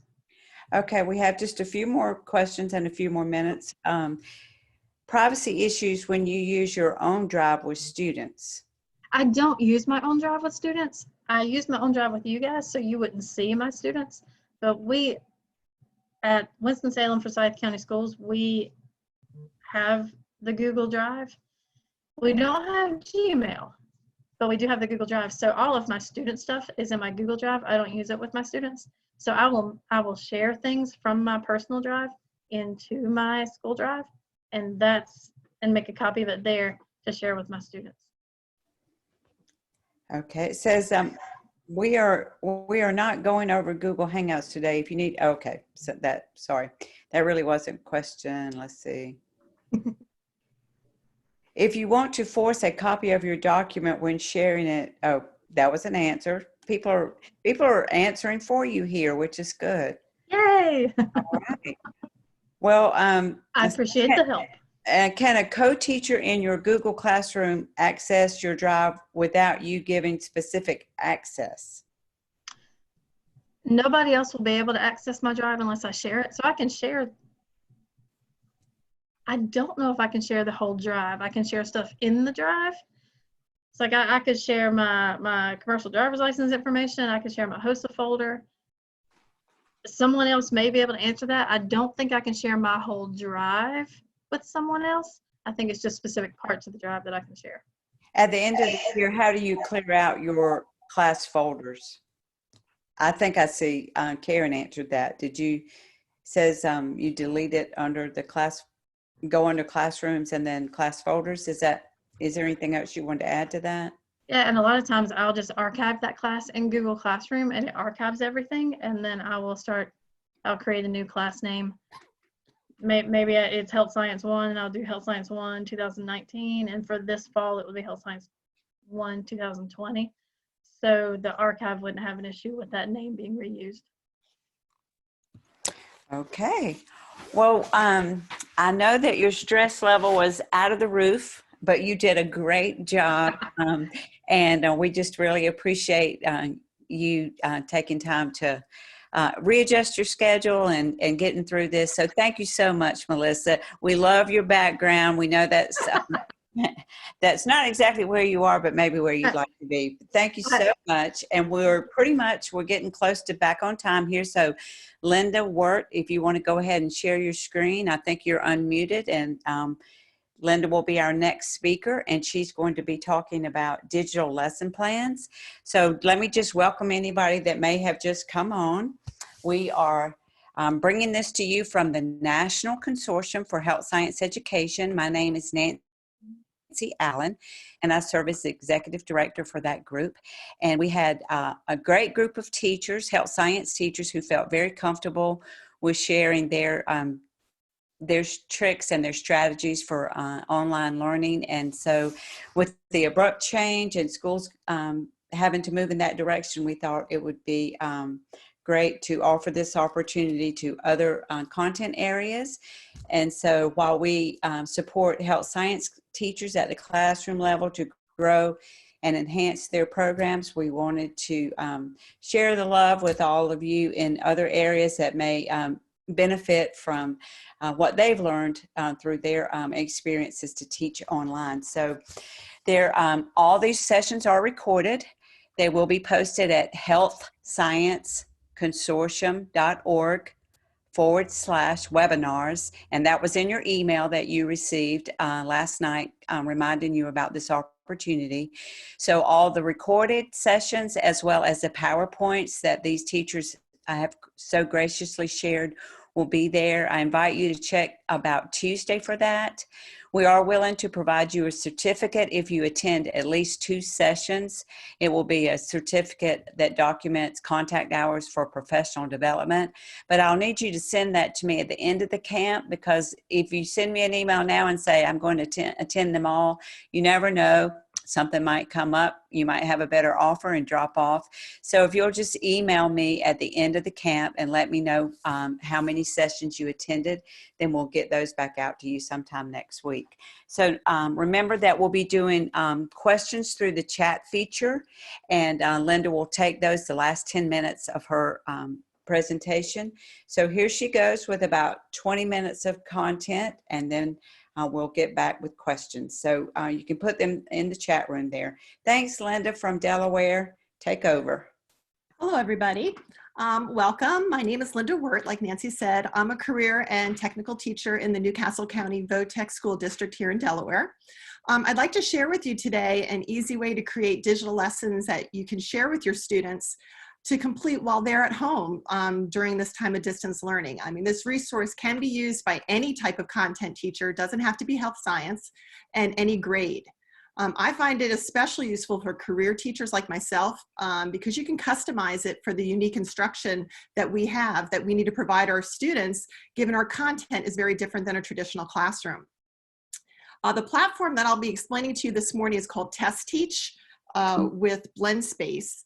And it has been out for quite a while. This website can help you collect and organize different types of material that you might already have. You can get sources from other areas. You can upload content from your computer or other locations and bring them all together into one spot. It is the perfect tool for both teachers and students. The students can use it as well. They can create content and upload and share with you or their classmates. I like it because it is just one seamless place that you can gather all of your information, all of your resources from different areas, all come together in just one location. As a teacher, you can use it to create like a self-guided lesson. When I was in the classroom and I needed to do skills in the back of my classroom, I would have this running on their computers, so therefore they could go at their own pace and do a lesson while I was working with individuals in the back on a particular skill. So I could use it in the classroom, but then I could also use it outside the classroom and give it as assignments or flip the classroom and have them look at skills before they come into the classroom and actually do them. So a student can manage themselves at their own pace. If you have students with IEPs, you could also create this for people who need extra instruction or help. You can assign a project to a student, or they can actually create a project with their classmates and share it amongst themselves as a group project. And they can do it without having to be in the classroom because they can all do it on this platform. I mean, the possibilities are endless, and you're only really limited by your imagination. You can be as creative as you'd like, or you can just use the lessons that are already available to you online. What I like about it, the biggest benefit to me, is it is free. I'm a teacher that doesn't pay for anything, so I really look for things that are free and that don't have expiration dates or trial periods or anything like that. So this tool is free. They do have things you can buy on it, like already made lessons and things like that, but you don't have to, and I never have, because there's just so much free content out there that I feel that you really don't need to purchase anything. It saves you a lot of time in the fact that there are some great lessons already out there that people are willing to share and have shared. So you really don't have to worry about doing one from scratch, but if you would like to and make it customized to your particular program, you can do that. But there are many people out there who have already done it and are very willing to share. So that's how I take advantage of this particular program. It's also good in the fact that you can assess a student's ability of how they're doing with the topic. You can insert discussion boards, quizzes. You can really make it as interactive as you like. So where do you find this? You find it at a website called www.test.com/lessons. And once you go to that, you can set up your own account. So today I hope to show you how to navigate through that website, learn all the resources that you can add to your lesson, and discover the student assessment tools that are available for the students to you and for you to use as well. I will also hopefully get you to share and learn how to share the resources and lessons with others. You can collaborate with another teacher if you co-teach, or you can also, like I said, show the students how they can collaborate and share the information. You can explore the options of how you can use the test teach hopefully with other students as well, or you can also share it with other teachers to make sure that they know exactly what you are doing in your classroom. So I just want to go ahead and show you the test teach website. I've already into my account. I couldn't show you inside my account and the front screen at the same time. So if you just go to that website that I had on my slide and you come in, this would be the dashboard that you would see when you first come into your account. You actually have a brief video that actually talks you through how to create your very first lesson. And once you've gone ahead and done that, you can go ahead and use your lessons, or you can use ones that you previously did that you can use for future use, or there is a library you can choose from. The one thing I want to make sure that you do consider when you're doing this is you want to make sure that when you are saving your lessons, you kind of keep them organized. So for instance, let's see, getting a message here. Can everybody see my screen?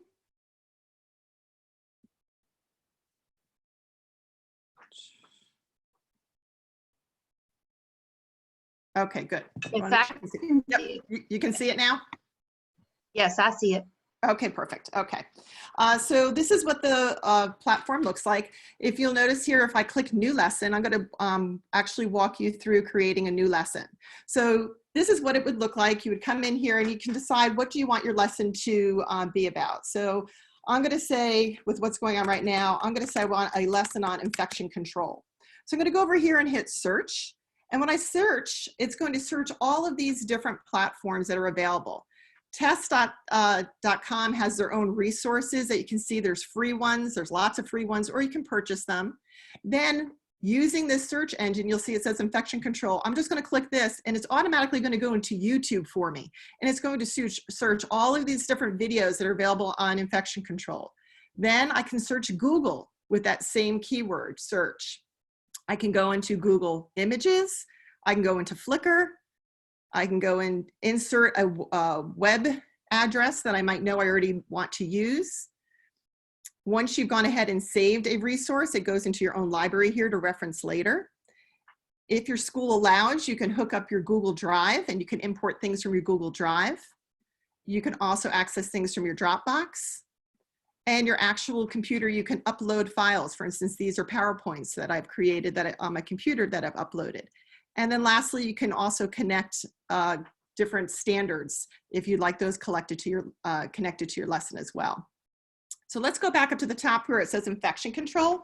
I'm going to go and see what I can do. I usually start my lessons off with a picture of some type. So I kind of like this one. I will click on it. It lets you look at it. If I like it, I'll just X out and I'm going to drag it over to this tile and drop it. And that's all you have to do. Then the next thing I want to do is probably find a video that explains things. So I'm going to go into YouTube. And this talks about the infection chain. If I wanted to, I could click preview before dragging it into my lesson and watch the video. And if I like it, I can bring it over, drag it into the next tile, and now have the video. I also have the ability to insert my own text. So if I wanted to, I could pick whatever font I wanted, the size of the font. And then I could write on here, read pages 130 to 136 in your textbook before moving on. So that text would be inserted here.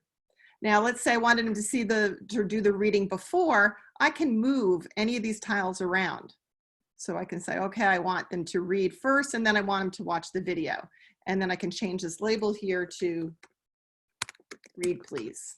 All right, so you can drag all these different things into this lesson. I'm going to name this lesson Infection Control. And once I'm all done, I think I also have something on my computer here. Yep, I have a PowerPoint from my textbook that I can now go ahead and insert here so the kids can go ahead and actually see the PowerPoint from their textbook. So once I've created this whole lesson, I'm going to click share. And I can do several things. I've created classrooms and I can share it and say, okay, I want my sophomores to be able to do this lesson.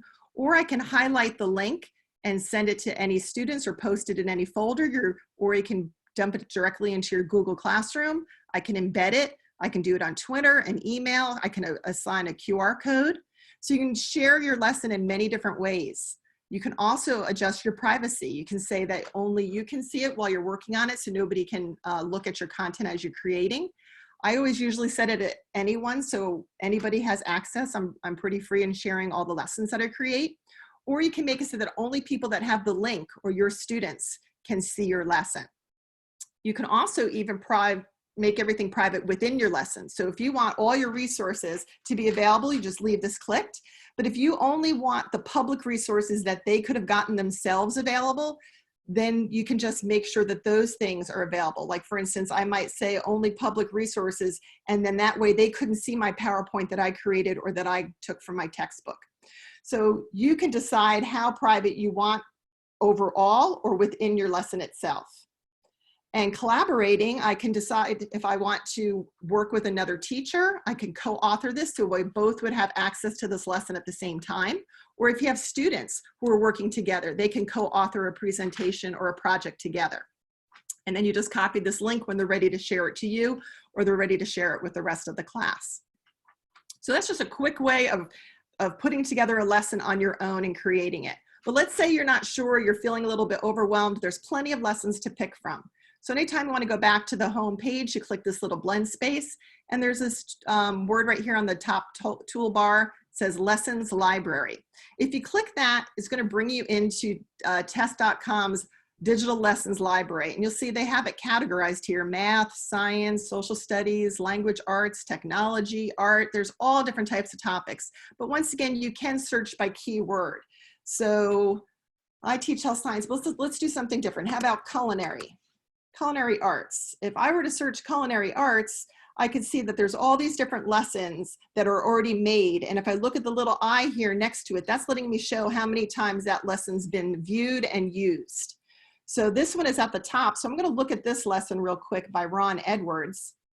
And if I look at this lesson, I said, oh, okay, this is kind of interesting. I'm going to look through it. So I'm going to click on it and I'm going to see, oh, he has a video. And then I can look and see, oh, he's created his own PowerPoint. So if I like the things that I see, I can now use this lesson by clicking copy up here in the left-hand corner. And that copy is now dumping it into my personal library. So I'm just going to take the word copy of out. And now this is my lesson. I can do whatever I want with it. I can add things because he's left some tiles empty. So maybe I'm going to go over here and I notice he doesn't have any utensils in his lesson. So I'm going to put kitchen utensils and see if there's any pictures. Sure enough, there is. So I'm going to bring that over, drag it there, and then I'm going to have that in my lesson. Maybe I copied someone's lesson, I didn't like something in it. So if I don't like this particular thing, I can go back out and go, you know what, I don't like that. I can then just delete it. So you can take somebody else's lesson that they were willing to share, copy it into yours, and then still customize it and tweak it to meet your particular needs. It's really neat because it's a great way of sharing partial content if it's not exactly perfect for your particular lesson or your program. You can still have help from somebody to jumpstart it. So that's one way you can get a little help, but still make it your own in some way for you to share with your class. I've used this in many different ways. Let me just show you some examples of how I've used this so far with my program. Being a medical assisting teacher, I have skills that, like I said, sometimes I need the students, I want them to review it before they come to class. So when they're not feeling so overwhelmed once they see all this equipment and supplies in front of them. So this particular lesson I made was about administration of medication, how to give injections. So what I do is I have the students come in and click play, and it's going to walk them through each of the tiles. So this is a skills video that I made in class. You could also grab one from YouTube. I'm over here is the description. It's telling the students what to do on the right-hand side. Watch the following video and pay close attention to the procedural steps and their order. Then if they click this arrow right here, it's going to bring them to the next tile. Then I say, watch this video and take notes of all the mistakes that were made in the process of drawing up the medication in a vial. And then in the next one, they have to now write down what were the mistakes, compare the two videos of the skills and see the difference. So this is my way of kind of doing a skill outside the classroom, or kind of flipping the classroom so they can look at things ahead of time. And being a career teacher, sometimes skills are a little tough to be able to get everybody, depending on the size of your classroom, to be able to see what you're doing. So this is a great way to do this. And now that we are all at home, we can still possibly have them see some skills, even though they can't do it in front of us, that maybe they can view it online. So this is a skills test lesson. I also have used it for just putting images in. So this is an image bank that I created with my dermatology chapter. And same thing, they just click this play. I have a picture here, but now I'm tying that image into a question. And over here I said, when would you most likely see a rash like this? And then they could put their answer in the discussion board and then move on to the next one. So you can create images. You can, depending on whatever your content area is, you could have images of equipment or different body parts. If you're a health science, cosmetology, you could do different styles. What would you use instrument-wise or scissors-wise? Anything can be used for images if you have any type of images that you use in your particular field of expertise. The next I do is what's called dilemmas. I've used dilemmas before, where it's kind of like posing a question that is not necessarily my lesson essential question, but just a question to get them thinking. So I have this all together. Doesn't mean I'm doing them all at the same time. It's just I can pull up this digital lesson whenever I want to just spur some thought with the kids. And I just went ahead and put one dilemma, put a picture here, said, should human cloning be allowed? Then the next one is animal testing allowed? So this is just kind of getting some of the kids talking about a particular topic right before I'm starting to teach them maybe a new chapter or a new topic, or a great way to spur discussion in a discussion board. I've also used the test teach type of things to do, for instance, my list of TED Ed playlist. This way they can see that I have one for different areas of different chapters that I'm teaching. So once again, I'm using this almost like a playlist, that I'm not doing them all at the same time, but I can reference them.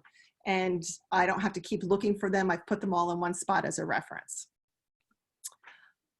I've also used this format for a reverse of, here's the answer, now give me the question. The students are so used to coming into the classroom and seeing an essential question on the board in my classroom.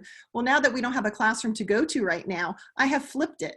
I've now put a whole collection of videos. I have the student going ahead, watching the video, and then over in the description, I said, what do you think the question should be? This is the answer. This is the content that I would have taught. Well, what do you think the question is going to be? So then I go ahead and leave it as a discussion board, and they can post whatever question they think it is after looking at that video. So just another way to use this. I also create a field trip using this. You can pick any location you would like. You could put that location over here in your search and then find different pictures and drag them over. This is a particular field trip that we were supposed to take to the hospital. And obviously now with the times going on, we can't have that field trip. So you can do it as if you were going to do a field trip, or I have students that go off and do clinicals and co-op jobs. And this kind of is a way to walk them through this so they can see exactly what it would look like. These are all photos that were stock photos available. Most museums, locations all have like Google Map pictures and things like that that you can search. And you can actually create a virtual field trip for them. If you want to flip it and have the students use test.com, then they can actually create a project, and you can tell them what the topic of the project is going to be. And then I leave a template here and I say, okay, in your particular project, in this first tile, I want you to have an introduction, and I'm going to sit in and I walk them through it. Use a picture or text to explain your topic. The next one is make sure you place a video here. The next tile, put a Google slide presentation. So I actually create a template so they can understand what I want them to put in here, and they can create their own project and then submit it or share it with a partner. So it's a great way for not just the teachers to use this website, but the students as well. I've used it for research projects when my students do HSEA, and this in the beginning of the school year, I had them go ahead and look at the different things that HSEA has to offer, the different events, the different schedules, and this way they can look to see what they're interested in. And at this time of year, we're getting ready for international if we have it, so they probably make another one and see, how do you think we could do this event virtually if we had to? And then lastly, I do also use this format for some fun things as well. Like kids love making memes or finding memes.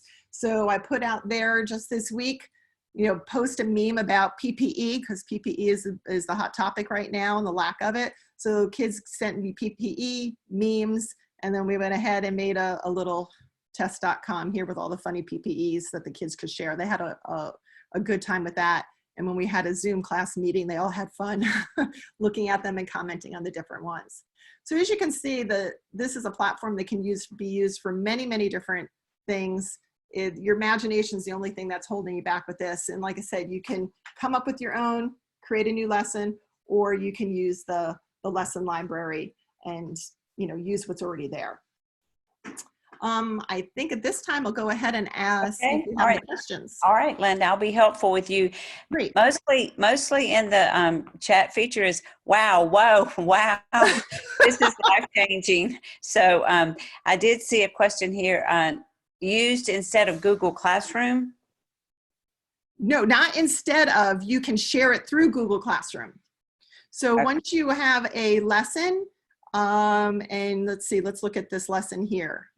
On the dilemmas, if I wanted to share this particular lesson, I can share it through my Google Classroom.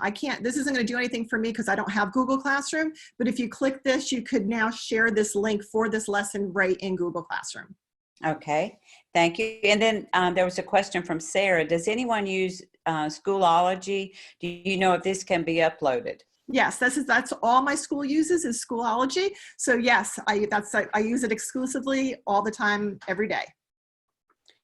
Can you use docs or slides from Drive or Classroom in this?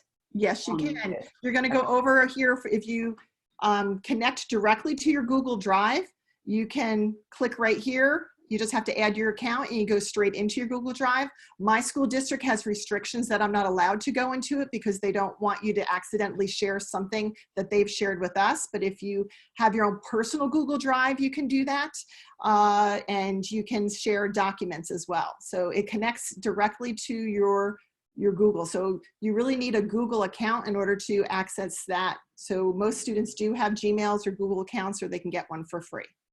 And what is the website for Test Teach? It is, let me get my slides back up for you.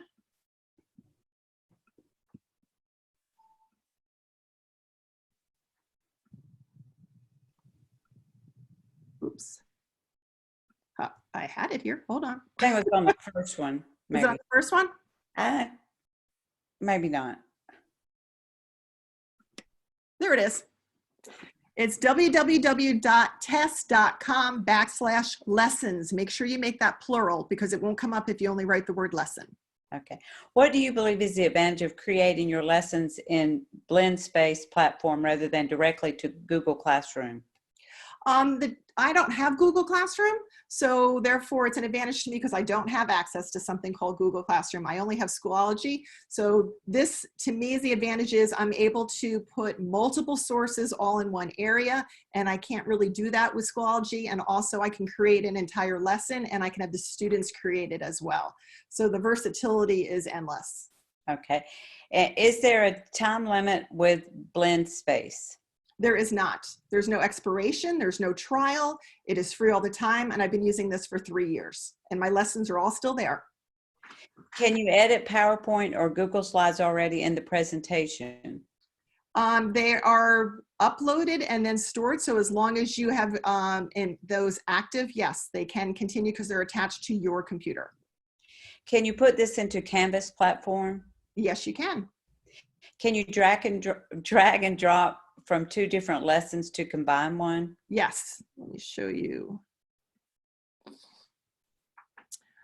So if you have, for instance, the dilemma one here, and you have this particular one, you just have to copy it. So when I hit share, I can share that. Or for instance, this particular lesson is called dilemmas. If I went out to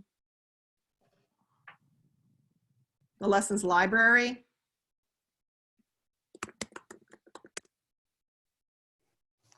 and hit dilemmas,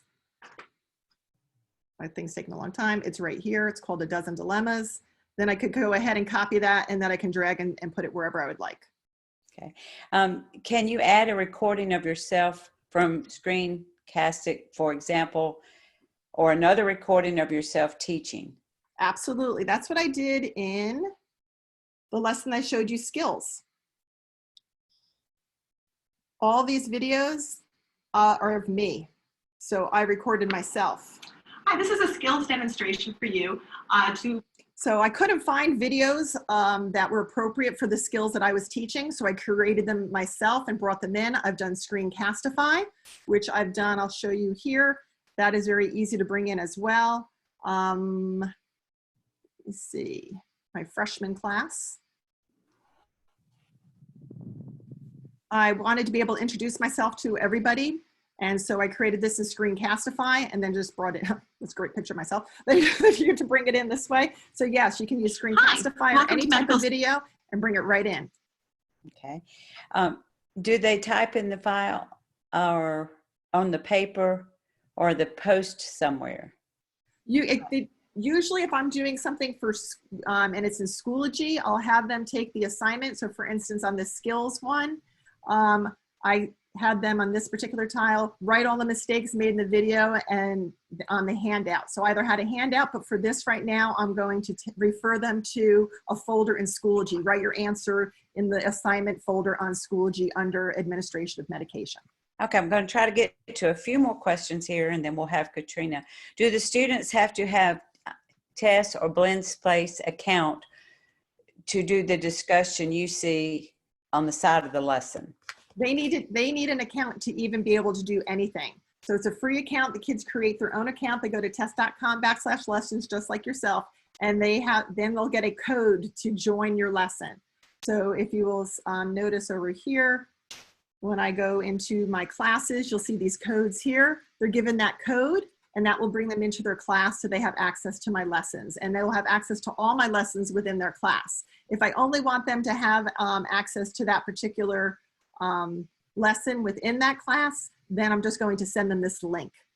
So that link brings you directly to the lesson, not the folder. Okay, I think you answered this. Can you incorporate documents that you would like to fill in? For example, when I create a lesson in Google Classroom for a week, could I put all in one major lesson to be uploaded at once? You should, because of the access to your Google Drive. You should be able to bring that right in, because if your Google allows you to, like I said, not all of them do, mine does not. But if you go into a lesson, you'll see over here, you have access to Google Images, and you also have Google Drive.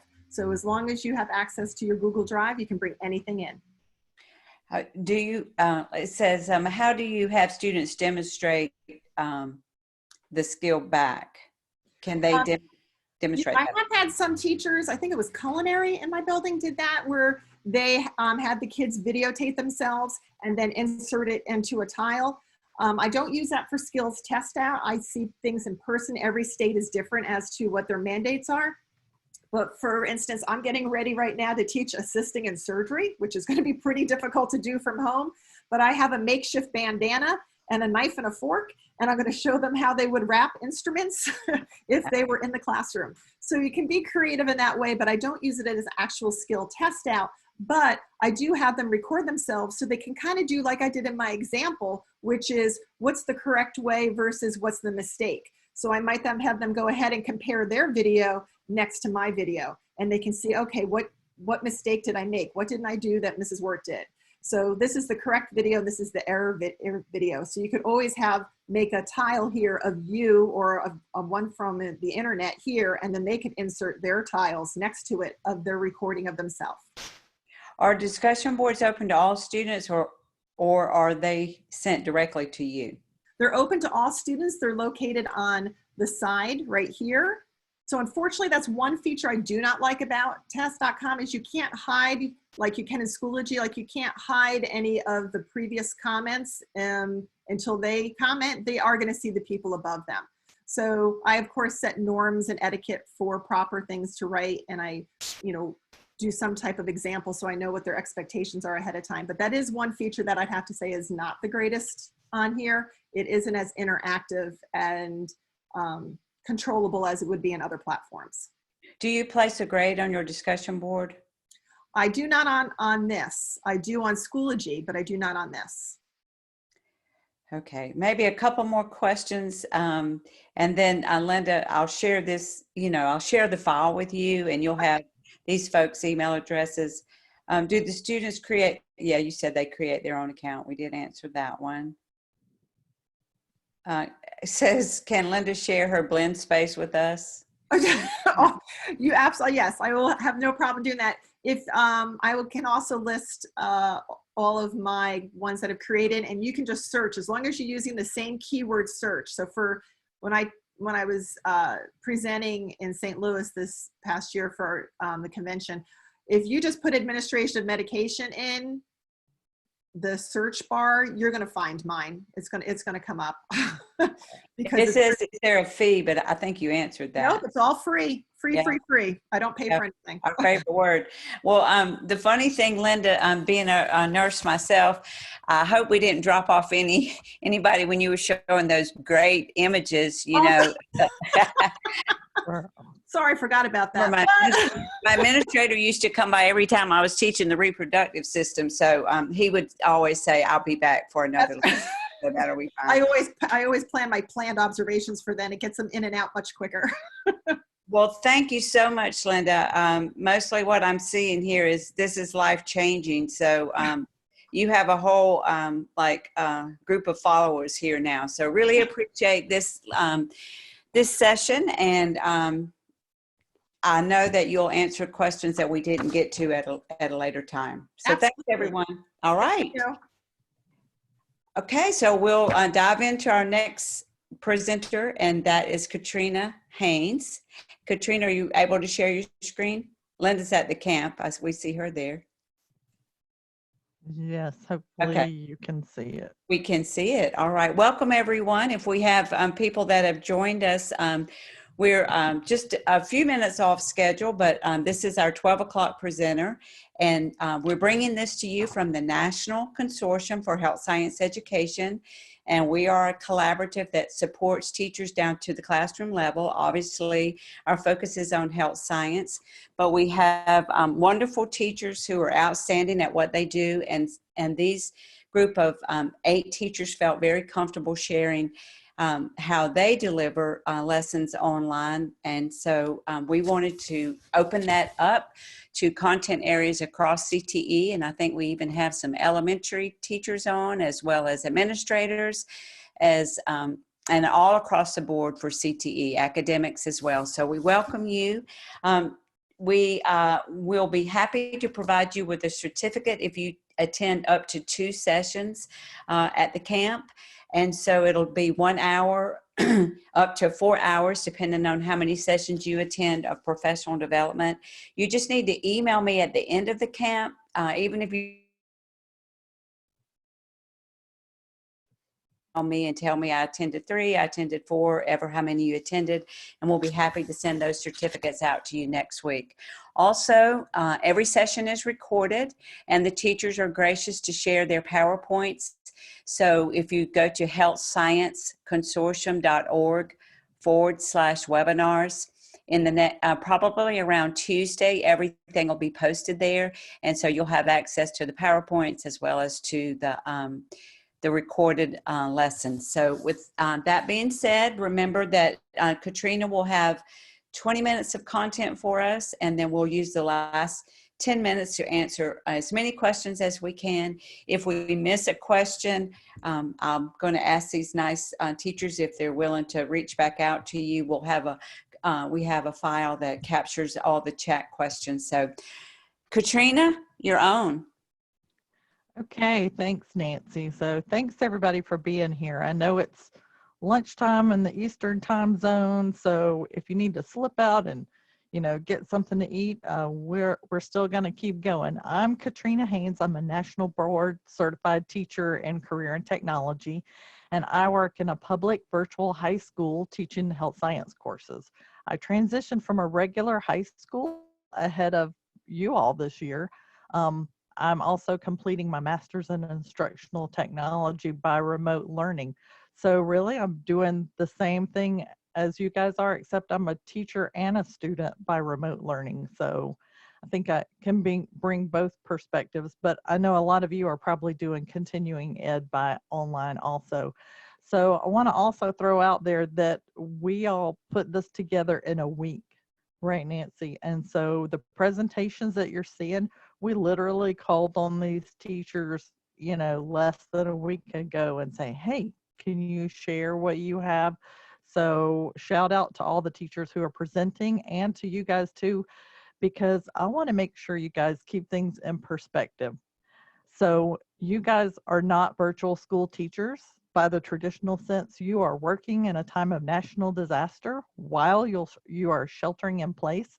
And you guys are doing the absolute best you can to keep working and to make things as normal as possible for your students and for your families. And any version of what that looks like, guys, is okay. So please don't compare yourself and your students to anyone else, even inside your own school.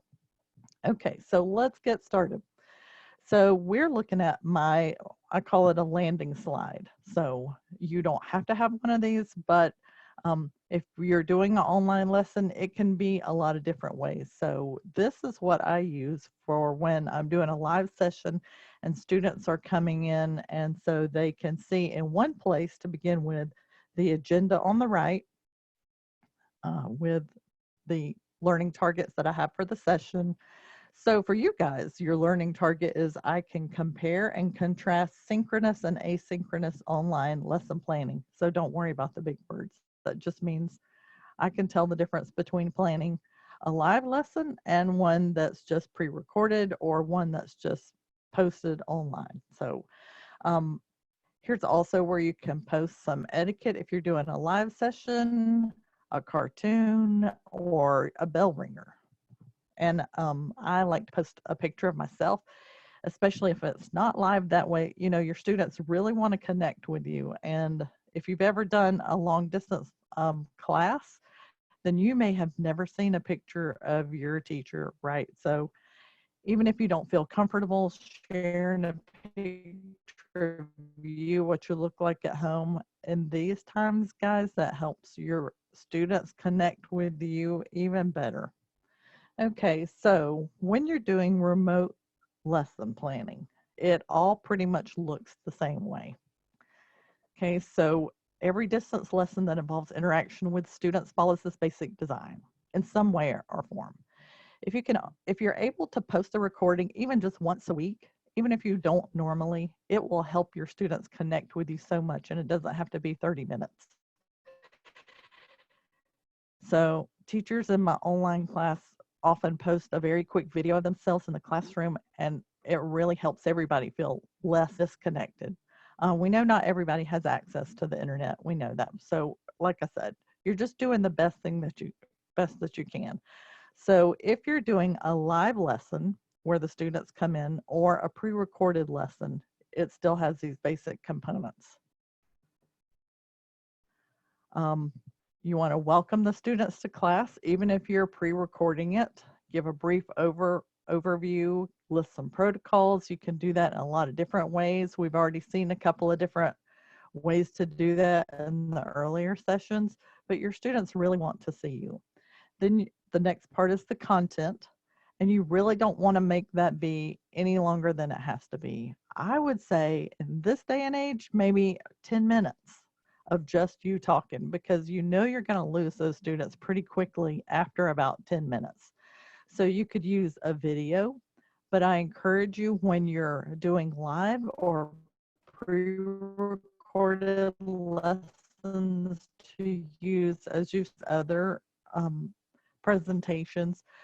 Please use not just text, but photos, graphics, audio recordings if you have them, virtual field trips. I saw Linda posted one of those. But really keep your talking part to 10 minutes. That's what I think. You can interact with the students longer than that, but I mean, just you straight talking. And then you're going to post the assignments. So collaboration, if you're able to include a component that allows the students to interact with you and possibly each other, that's the next part that's going to tie together the content and to also get the students engaged. So you want to close with some kind of wrap-up activity, an assessment activity, but you really will get them more engaged if you give them a choice of how that is going to look like.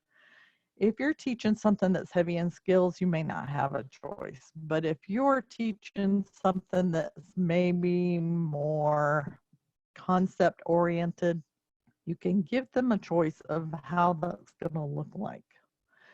Okay, so here's a generic lesson outline. Okay, so I think that's what I just kind of outlined. Your objective, a hook, a short lesson, a collaborative activity, and some kind of reflection or activity. Okay, if you're doing a live lesson, then it probably is going to look something like this. And I purposely picked something that maybe none of you know about, unless I saw somebody earlier today logged in that did welding. So maybe you might know about this. So you might want to start off in a live session with the objective, I can compare and contrast diesel and gasoline engines. And then your next part would be a hook, maybe either give a video link or show. If you're doing a pre-recorded lesson, you could show it. But say in a live session, you might not be in a platform where you can show the video inside of what you're doing, but you can post it in the chat box and ask them to open it in another window. And if your kids tell you that they don't know how to do that, unless they're elementary school kids, they're pulling your leg, because they know how to multitask and game at the same time that they're doing other stuff.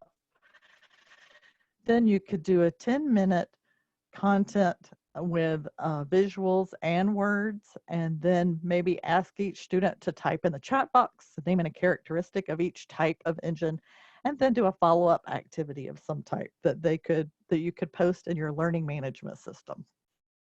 Okay, so what if you're recording it? Then the same lesson might look a little bit different. Okay, so I can compare and contrast diesel and gasoline engines. You have your objective, you have your hook that you can show when you're pre-recording a lesson. Then you're going to give your content, and then you're just going to post the link, because you won't be able to do a collaborative piece, obviously, if you're pre-recording it. But you can still add in that after the fact. Okay, so as I was saying a little bit ago, you really should give the students a choice for their wrap-up activity, making something as collaborative as possible. But if you can give them a choice to make an infographic or a drawing, because they can use their phone to take a picture of whatever they draw and upload it to the learning management system. You can have them do a video and repost it of some sort. Flipgrid, y'all, it's almost idiot proof. Flipgrid is, if you've never used it before. It's really awesome. And then you can also use inquiry and encourage them to investigate something a little bit deeper. Then you'd want to post a link to the instructions, and I think that makes it a little bit less visually clogged and a little less confusing if you just post a link to the instructions. You can put it all up there, but it's kind of visually is a little bit overwhelming.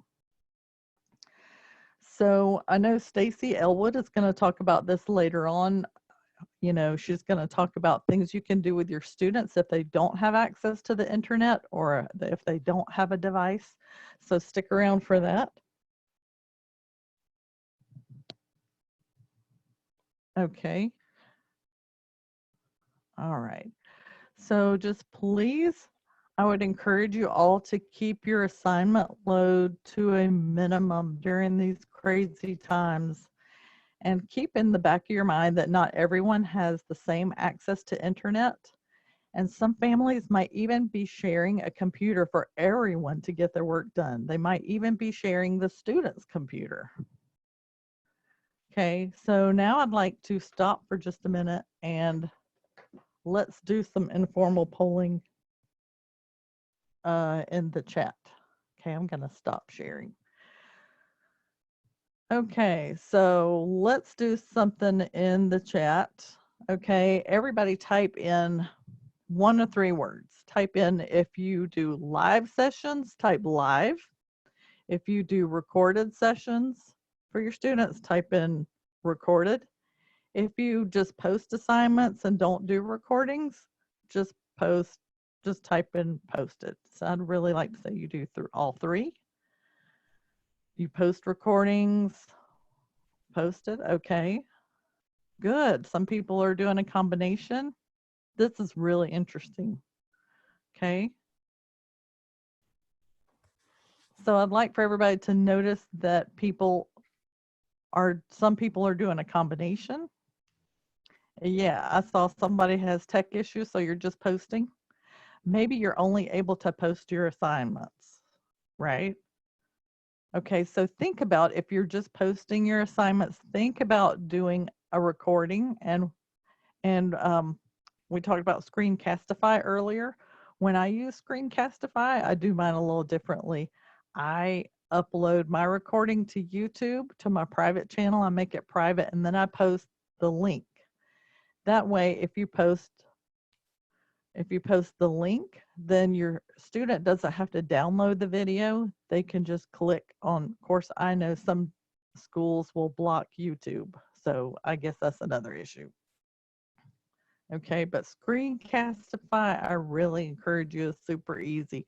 So we had a lot of other good options, but your students will be much more engaged, folks, if you can include something that has your face where they feel like they can connect to you. And again, I just really encourage you to give choices on your assignments and as much as possible, not stick to everybody has to turn in a written assignments, 3 paragraphs or more, whatever. So this is a good time to use your learning management system. And if you're able to get students to post things where they can read from each other, I know Schoology does that. There are lots of different options. So I just wanted to put that out to you that those are the basic components of an online lesson. It's different from being in the classroom because you want to keep the content, the part that you're talking, kind of short and encourage the students to collaborate if you're live, just like we're doing now. Did you notice that I was trying to model that lesson structure for you guys today? Except that I talked longer than 10 minutes, sorry.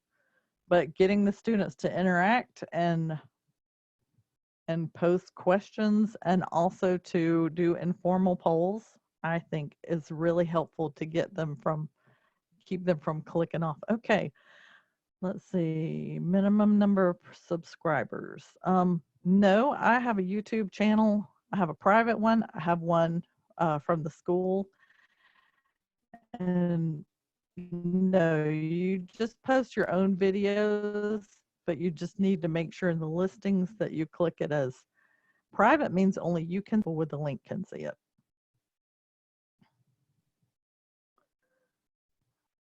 Okay, so we've talked about, let's see.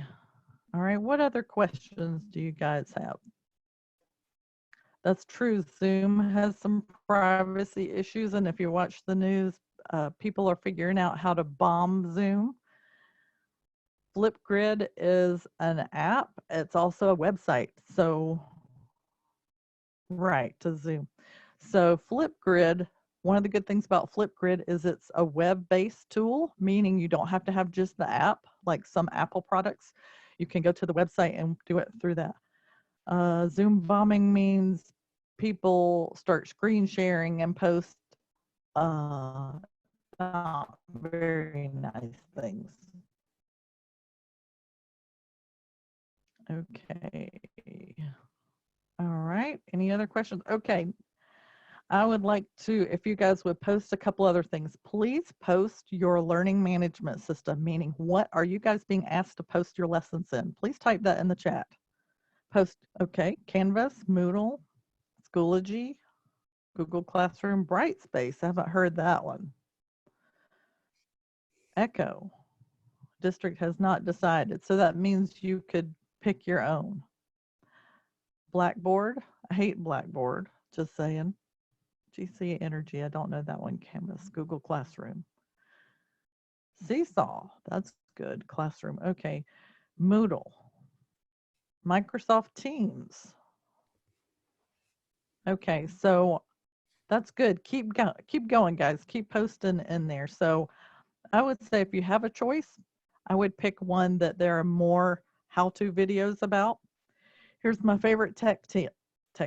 If you are trying to do something and you're not sure how, go to YouTube and just literally type in how to post a file in Google Classroom. And that's what I do. And I have something posted on this side and I have what I'm doing on the other side. That is the fastest, easiest way to fix your own tech problems. Edmodo, WebEx. Okay. All right. So we know what different people are using, and some of you have posted if you're using a combination. Can you guys tell me, are you doing, how many people are doing skills? How many people are having to teach skills? And that's a big thing in career and technology, okay? Okay, so lots of people are having to teach skills. So if you're not using YouTube or you're not using some other video, we have we posted a lot of different things, options for posting skills. The one that Linda talked about, the TES, that was a really good one. You can always link YouTube videos. You could record yourself in a YouTube video, but Flipgrid, I'm going to type it in the chat box. Flipgrid.com. Flipgrid.com. If you're at a loss, if you don't want to investigate anything really hard, go to flipgrid.com and it will show you how to set one up. And students, all they have to do is click on a plus sign and it will automatically record them doing whatever. It will also set up a time limit and it will post it where everybody can see. Screencastify versus Camtasia. That one I'm not sure. Okay, so all right, so any other, yeah. Here's a question, Katrina. I see. How would I convert a paper quiz that includes a diagram with questions and short fill-in-the-blank answers, A, B, C, D, to Google Classroom and fillable answers that can be graded? I know that there are some apps that will scan a PDF and upload it into Google. I'm going to rely on some of the folks that already do that. I don't use Google Classroom. Okay. Well, if someone has an answer for Robert, if they could put that in. And then we also know the last Google presenter Form. is going to be, okay, got it? Google Forms. Okay, thanks. All right, I'm looking, Katrina, you did a great job. Are there some more questions? If y'all want to put those in, I love the way she pulled in the audience and had you all being interactive. And every now and then you were having a stroke, Katrina. Your voice was slurring. Are you drinking? Oh, not the right thing. Okay. Sorry. All right, everyone. Any other questions for Katrina? I tell you what we did love, and we got a lot of comments at the very beginning, Katrina, was they loved your Dr. Phil opening.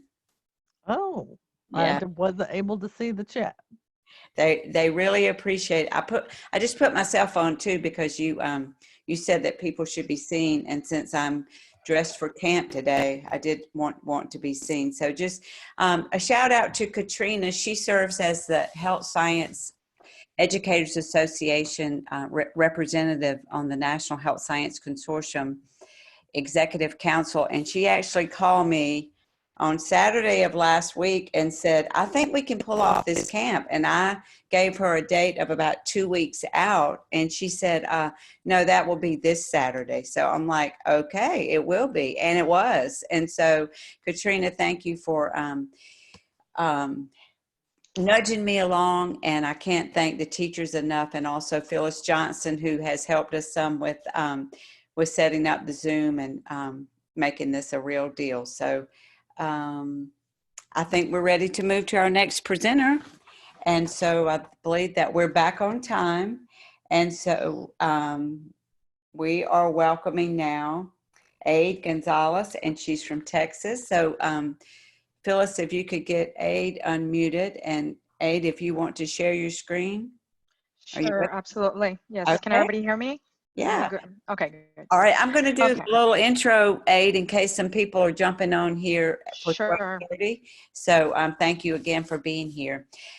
I know I've said this 400 times. If you're one of the 446 people here right now, you'll just have to bear with me. I'm Nancy Allen. I serve as the Executive Director for the National Consortium for Health Science Education, and it is our goal to support health science teachers down to the classroom level. We hope to help them enhance and grow and expand health science education programs and create the next generation of future health professionals. So like I said, we decided to do this virtual camp, and we knew that there were needs all across the nation in all subject areas. And so we opened this up to CTE in all content areas, and we've had a great response. We even had a first grade teacher registered, and we had some administrators, and we just are happy that you're here and hope that you'll walk away with some items that will make your life less stressful. Certainly want to remind you that all the sessions are recorded, and they'll be posted on our website at healthscienceconsortium.org/webinars. And so every session will be there, along with the PowerPoints that the teachers have so generously shared with us. So if you miss something, you can go back and get it. If you see something that you'd love to share with friends, just share that website with them. They'll be there. Give us a few days. It may be Tuesday before we get this all ready to go, but it'll be there. It'll be there soon. We will award certificates of participation. They are not CEUs. They're just contact hours for professional development. But we would ask that you at least attend 2 sessions. After the camp, you can email me. You have my email. I sent you all something. It's nancy@healthscienceconsortium.org. It was in the confirmation email, but you can email me, tell me how many sessions you attended, and then we'll get those certificates out.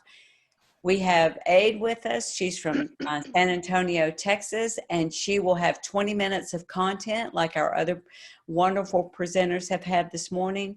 And then we'll use the last 10 minutes for questions. We also will capture the chat file, and I'll send this back out to the presenters. So if perhaps you had a question that wasn't answered, they can get back to you, or you can reach out to me and I'll forward to them and let them be helpful to you as well. So let's move forward and welcome Aid as she talks about problem-based learning. Thanks, Aid, for being with us. Oh, you're very welcome. My pleasure being here helping out other teachers. Just to give you some background information as to who I am, I am from Texas. I've been teaching the health science technology curriculum for 15 years. I'm originally from South Texas, Brownsville, and moved to Houston and then survived Harvey. And then now I'm here in San Antonio, Texas, and I love it here. My background in medicine is clinical laboratory scientist. I did that for 6 years and I miss it every day. But I love doing this as well. So the topic of my topic would be, how do we solve this? How do we prepare our students for a problem-based world? And boy, do we have problems. Let me see. My agenda for today is I want to focus on demonstrating what PBL is, and do not confuse problem-based learning with project-based learning, considering that they're very similar. The only difference is the end product. In project-based learning, you are actually telling the student to present a project or create a project, versus a problem-based learning is a solution. This is problem-based learning. So I want to go over some guidelines and how can we implement this in health science and CTE and pretty much other courses for that matter, and some of the challenges you'll be facing with this once we obviously transition it into the online format that we're at. I was looking at some quotes, and these two pretty much describe what problem-based learning is. Albert Einstein said it best when he said, education is not learning of facts, but the training of the mind to think. And that's what we're trying to do. That's our focus. Another quote that pretty much targets problem-based learning is by Benjamin Franklin. Tell me, I will forget. Show me, I will remember. Involve me, I will understand. So basically what it is, this platform is a different format of learning process, which enables the students to apply critical thinking, communication, collaboration, choice, creativity, which are pretty much all 21st century life skills. Unlike that traditional learning strategies, PBL begins with the increase of student engagement. 5 characteristics of problem-based learning are choice, and I think Katrina did a good job on describing that, because you do have to give your students variety. It's kind of like a student walking into the cafeteria. Give them variety of what they want to eat. Here you give them variety as far as how they want to evolve in their solution and the presentation and the research. And that basically gives them that freedom, okay, that ownership of their learning. Collaboration and communication are key. Because that's what we do in the real world as problem solvers that we are. In fact, as a matter of fact, right now we're trying to solve a problem as to how can we go about doing this as a team, as a nation. Critical thinking, it's something that we have to find innovative ways for solutions, and the creativity. So your role as a teacher changes with problem-based learning. It evolves. You become the designer, the developer, and facilitator. It's something that it's been worked out to this. In fact, problem-based learning, it started in 1950s with medical schools, and other areas have adopted this format like business, law, and education as well. So it's been around for a while. I love the movie Matrix. I'm a big fan. And when I heard her say, is the question that drives us, it turned on my light bulb, because it is. In problem-based learning, we're driven by a problem. So you have to present a problem to your students, a conflict, an issue, entice the questioning for students to brainstorm and develop their own inquiries, their own individuality, and also be able to search for resources to support their solution. We also want to target and harness analytical skills and focus on how these real world issues affects the students on a personal level. Look all around. We have so many issues right now that's affecting them. There's no traditional classroom anymore. There's social distancing, even other areas, economical. Things of that nature. Right now is the time to implement, or at least design some of these lessons on project-based learning format. So again, we focus on the freedom, provide a variety of delivery options, instructions, research, and instructional final product. Flexibility is key. Okay, you have to be flexible. Things happen, life happens. Sometimes life happens, and issues come about. So allow the students to take ownership of their analysis design. Again, have them be involved in that process. Self-evaluation is key here, because this is where you will determine whether the student has learned in the process, their learning process. What I mean by that? Well, when it comes to problem solving, it's not necessarily a right or wrong, okay, like traditional lessons. It's more like the process of how did you get from point A to point B, the in-between, point Z, the in-between, and how the process went about. So self-evaluation for the student is for them to analyze their performance and for them to identify those key components whether they were very good or lack of, and you as a facilitator suggest strategies to overcome these challenges. So constructive feedback is very important. You have to engage with the students with that conversation, and this is where your personal, or not personal, but your relationships with your students, and receive and apply information to enhance their ability to perform at an exemplary level to find, again, solutions. This is where, yes. Hey, this is Nancy. They wanted you to talk more like a Southerner, like us.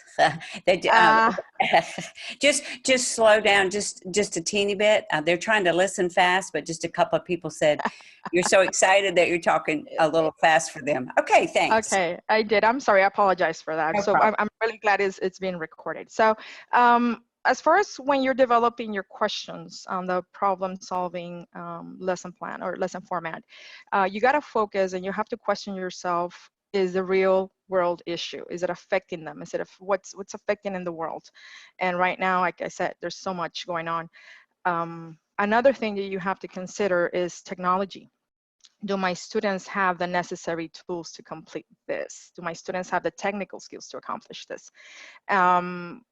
I'm lucky to work in a district where they're implementing this program where the parent applies for a device, and if they don't have internet, they're also provided with a hotspot. There's some internet companies that are, giving them 60 days of free internet, and again, all just so that students can have the connectivity. Okay. Another important point to make sure that we focus on is student engagement.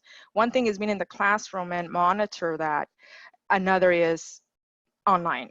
So it's something that obviously you do have to organize yourself. And another thing is, how open-minded are you to accept the student suggestions? Because sometimes they're the ownerships of their learning. They know how they learn. And whether it's a auditive learner, whether it's a visual learner, where there's a kinesthetic learner, this is where, again, your knowledge of your students. Differentiated learning, absolutely, you hit all those marks. There is a variety. That's what you are providing to the students, different formats, different learning styles. And will your students remain focused and pay attention to detail, which is another major point of how do you find a solution to the problem. Will there be enough time to complete it? At this point, if you decide to implement something like this, you just have to take it a step at a time. And as you go evaluate as well, and this is where continuous feedback is really important with the student. That way the student is on the right track. It's targeting, maintain that communication and the momentum to make sure they're engaged in the objective. Okay, I hope that's better. Okay, let me just, there you go. I don't know why it's doing that. Okay. No, I want to go back. Okay, so now I'm having difficulties here. There you go. Okay, so here we are. The presenters before me did an amazing job in presenting a lot of platforms that you can use when designing your PBL lesson, whether it's Blackboard, Schoology, Google Classrooms. These are all formats where you can actually design them to deliver instruction, whether it's written form or visual or auditive. You can also create your own podcast for those students that are the auditive learners. Tech Talks are amazing. And you can also use for assessments, Quizlet and Modos, Zoom for communication collaboration. In fact, I'm working on 2 lessons right now. One is project-based and the other one's problem-based. And I'll be happy to share them with you right now if we have time.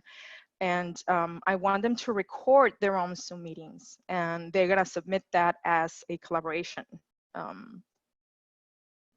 activity. You can also provide, a creativity can be done in many ways. I've did a TikTok video, which was something that was a learning experience. And I did it on, they worked in teams of 3, and they were supposed to, I was using the HSEA theme, which is Stop the Bleeding. And I said, guys, do a TikTok video. And just a couple of things, make sure you know your technology. I'm fairly new at TikTok, and I didn't know that the videos were for like 30 or 60 seconds. Some students came through and they did amazing. So you'll be surprised. I had other situations where, for example, on Google side, I asked them to do a employment portfolio. And I thought, hey, they know how to videotape themselves because they're constantly recording themselves. It shouldn't be a problem. If I ask them to do a recording of a mock interview with a parent or with a friend, Well, to my surprise, they happened that way. They were having problems uploading a video. So that's another thing with doing this, that you have to make sure you evaluate those skills, see if they have them, and be there if any issue arises. I'm sorry, I'm gonna go back. You can also do Google Sites, blog, Castify, Prezi. There's just so much that you can use. It just depends how you wanna use it and the design of your lesson. So what do we do here? We gotta focus on the objectives that connect the 21st century learner skills, technology, critical thinking, that independent and collaboration, your research and innovative skills. How can you target your differentiated learners? Well, again, you will provide a variety of choices for them and be open-minded to accept some suggestions from them as well. Is it beneficial to all students? It is a student-centered approach and opportunity to apply and connect previous and new knowledge to construct new concepts through experience and involvement. What resources do my students have? Determine that. At this point, you can do a little survey as to what kind of technology do you have, what is the best way of learning, which a lot of us do at the beginning of the year. And decide how you're going to deliver your instructions, which style you would rather provide for your students, whether it's a pre-recorded video, remote meeting, depending on your LMS, or just even recording your voice. And communication with your students is key. Make sure that you organize yourself and schedule a time frame, a lot of time for them, whether it's a group or one-to-one. I know it's difficult to have so many students, but you know, it's something that you're gonna think about. Designing the plan, it's something also that, you know, you have to understand that you become a facilitator. And again, I cannot emphasize this anymore, that you just have to entice in that inquiry, that curiosity in them, and guide them to be, you know, explore. And, you know, a lot of the times when I do lectures in my classroom, I tell them, and I'm very clear, that I'm here to teach you, but not provide all the answers. If anything, you might even come up with more questions. And that's what we want to target. It requires meticulous organization and planning. Everything about problem-based learning does apply to your state standards, so they're all connect to the skills, whether it's the student is writing in a concisely clear manner, or, you know, using current trends and you know, emergency services, things of that nature. So it does connect. So to build an exemplary online classroom culture, you have to be able to make sure that you ask them the questions, you engage them in analytical conversations. You can do it through either remote meetings or discussion boards. Allow the students to work independently and in teams as well. Most important, trust, respect, and responsibility. Communication, like I said, I cannot emphasize, is key. A lot of the times, you know, they come up with excuses and things of that nature. It's a tough situation we're dealing with. And I think all of us that work in healthcare understand, you know, it's the other, you know, sector that can be feeling the stress and the anxiety. Develop an atmosphere of shared responsibility with students that will actively be involved and implement those engaging active monitors to progress. And so far what I've seen is so many tools that you guys can use as far as how to implement the instruction, give them the variety, and also the tools to evaluate. And how are you going to give feedback to that student and make sure that they're within the scope targeted skills and assess the final product. So you can use rubrics, and you can use a timeline to, okay, we're going to meet here, you're going to show me your product, and allocate different timeframes for onto one-on-one. And it doesn't have to be that long, it could be 5 to 10 minute meetings. So what we want to do with problem-based learning is foster an engaging learning concept through application skills and experience.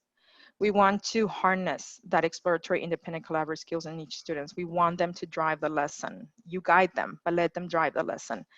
At this exact moment, we're preparing our students for jobs that require a form of remote online virtual workforce experience. We're preparing them to make a living in a remote online environment. We're preparing them for careers that have not been developed yet. So this is why it's really important that we, you know, instill these skills to our students by access and analyze examine world issues, analyze the problem at hand, apply that critical thinking, inquire, investigate, design, do that critical thinking, develop solutions, communicate, work in collaboration as how we're doing right now, display the findings through presentations on websites, portfolios, you name it. There's a variety of resources you can use for that. And one of the main things is find ways to stay focused on the task at hand. And I was having a discussion with my sister yesterday about this, because she was telling me that she's having a lot of problems with working from home because she loses focus.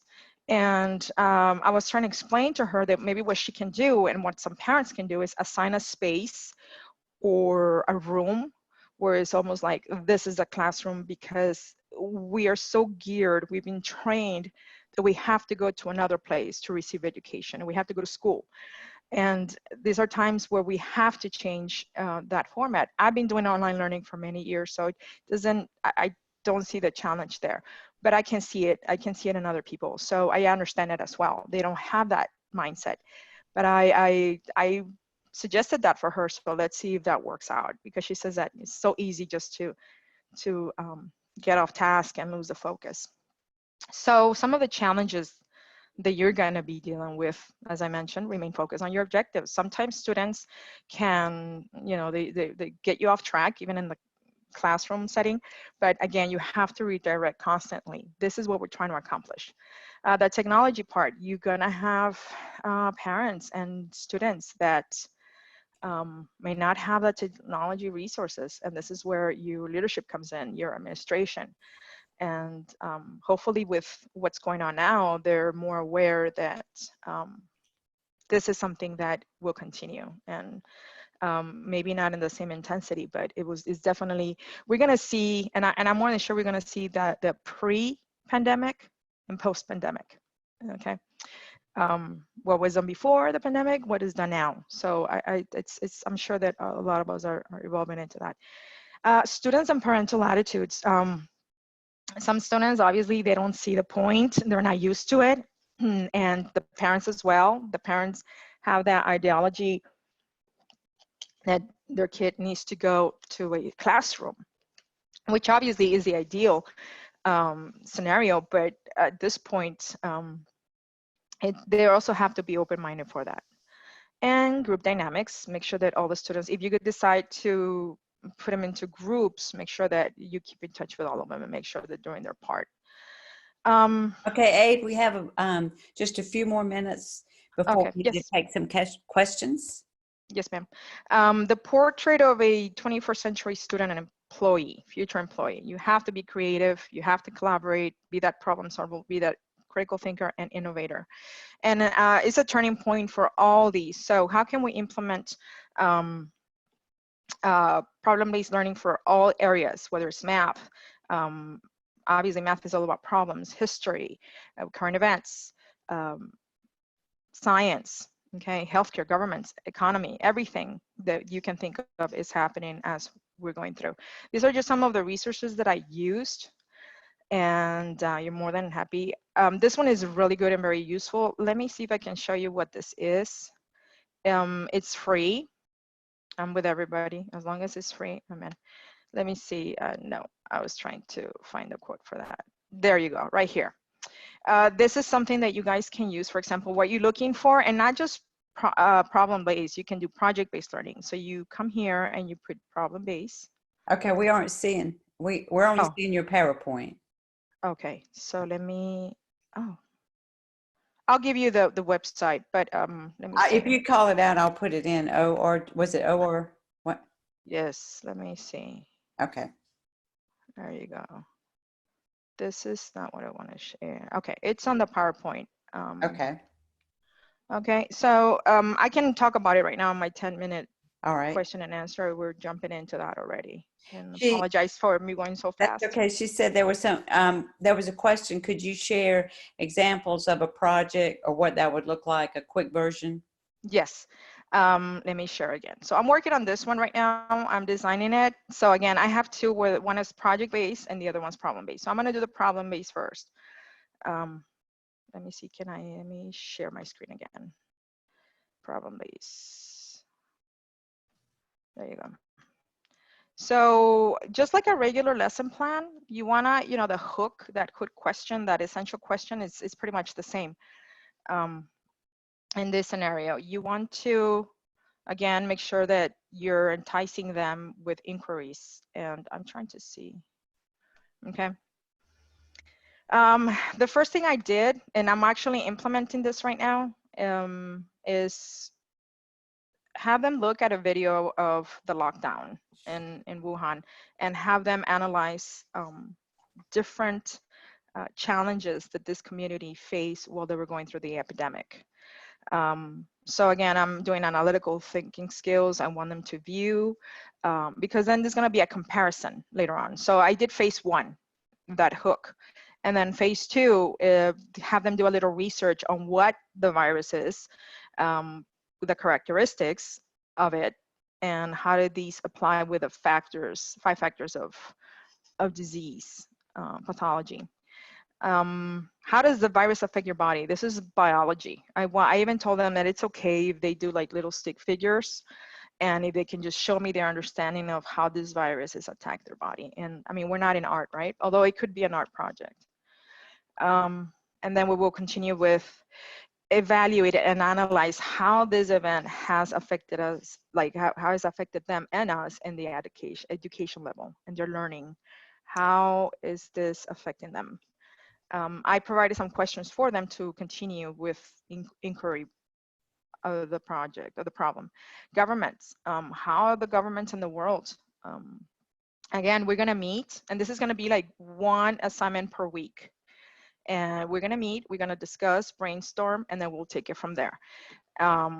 So it's gonna be government, healthcare. How is healthcare changing due to the pandemic? Global issues. Well, now they're understanding that global community, which we've been talking about for years, and our students couldn't grasp that idea, and now they are. Now they do understand that we are a global community. How has this affected society to where we don't longer socialize with people? We can't go out anywhere. Remote meetings like such as the one we're participating on. Your family, how is this, that you want to make it personal, okay? Because I believe that if you do, they engage more. This is something that's affecting them, and them personally, me. How is this affecting me as a person? I want them to record their own Zoom video or Google Meets and provide it as a form of collaboration evidence. And the ultimate solution and the objective of all this, I want them to provide an epidemic emergency plan where all these institutions come into play. Because we have Amber Alert, we have Weather Alert, we have different alert systems out there, and the public needs also a platform where they actually get factual information. There's just so much misinformation out there, and what they can do. I mean, it's just so many websites. You can go to a lot of places, but if they have something where everybody's connected and we all have that information at hand, that'll be great. So that's the problem-based learning. I want them to develop an emergency plan system for this. Okay, there's a question here. What did you use to have them answer questions, blog or document? We're going to blog them at first. I also incorporated Google Classroom for this. That way I posted a discussion board question, and they're gonna participate through that. Okay, there's also a question. How many e-learning days would you give students to complete a project like this? Okay, so since, you can do blended, of course, regular classroom and online, and you can take a lot longer. This could be even a 6 weeks, right, or 9 weeks. But in the time frame and the situation that we're in, I have a 4 week. So it's just, you're gonna have to just, shorten it a little bit. Don't ask for too much as far as, oh, well, I want a 750 word, answer or analysis or research. No. Just concise it, have those juices going, and have them used to be the online format. There's a question here. Could you share this lesson in PowerPoint for the COVID project? Yes, I can. I'm happy to do that. I don't have a problem. I can show you the project. The project is they're going to create a blog, not a blog, of their experiences. Kind of like I asked them to do like a documentary. I told them that this is important, that what's happening, it's something that's going to be in history books, and I would love to see them in the History Channel talking about their experience through the epidemic of 2020. And they're going to be talking to their grandchildren about that. Oh, absolutely. Well, what we could Yeah. do is, in addition to your PowerPoint that you used for your presentation today, we can post this PowerPoint if that works for you. Yes, I'm actually Okay. working on the lesson plan, so I can, Okay. work it out all different. So That- I'm working on the rubric as well. Okay, that would be great. There was a question about how you graded. Yes, rubric. But again, just keep in mind that what you're doing is analyzing and evaluating the students' ability to synthesize information.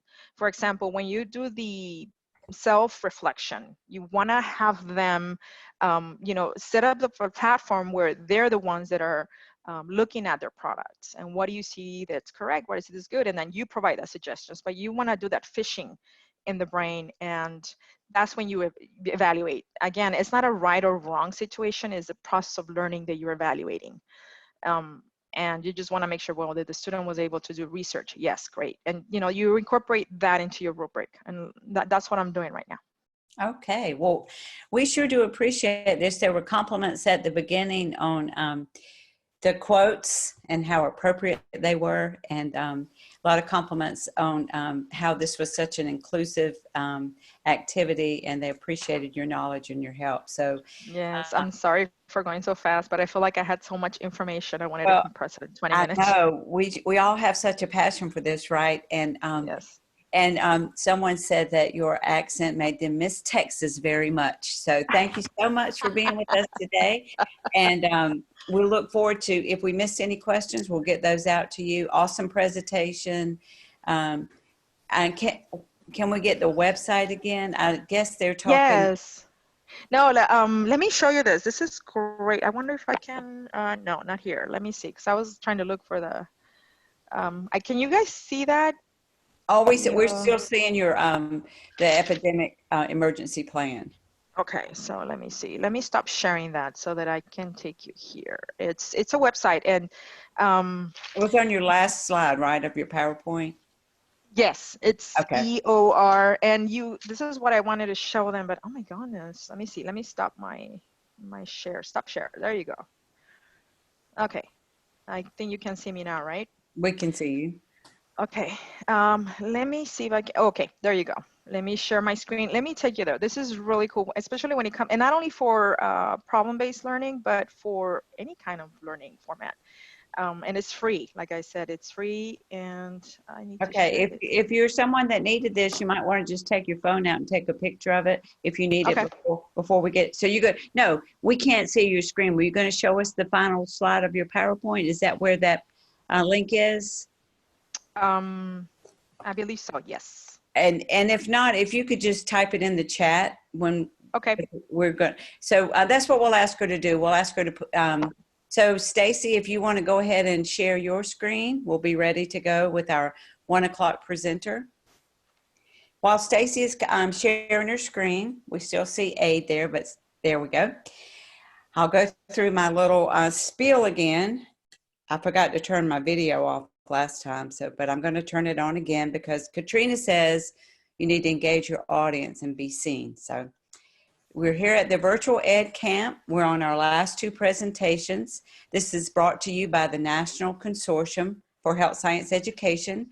I'm Nancy Allen. I serve as Executive Director for this wonderful collaborative, and we have been supporting teachers at the classroom level, specifically health science education, to help them grow and expand and enhance their delivery. And so it came to mind about a week ago that perhaps there were teachers all over the nation in CTE content areas that could benefit from some of our teachers who feel very comfortable with doing online lessons and delivering curriculum through the internet. So we pulled this camp together, and we're happy to have people from all over the nation. We saw someone from Canada and Puerto Rico, and we had a first grade teacher all the way up to an administrator. So we hope that this content that these wonderful teachers are providing for you will be something that you can use over the next 4 to 6 weeks as we endure the situation that we've been dealt. So if you haven't heard before, all the sessions are recorded. They will be posted at healthscienceconsortium.org. www.aid.org/webinars.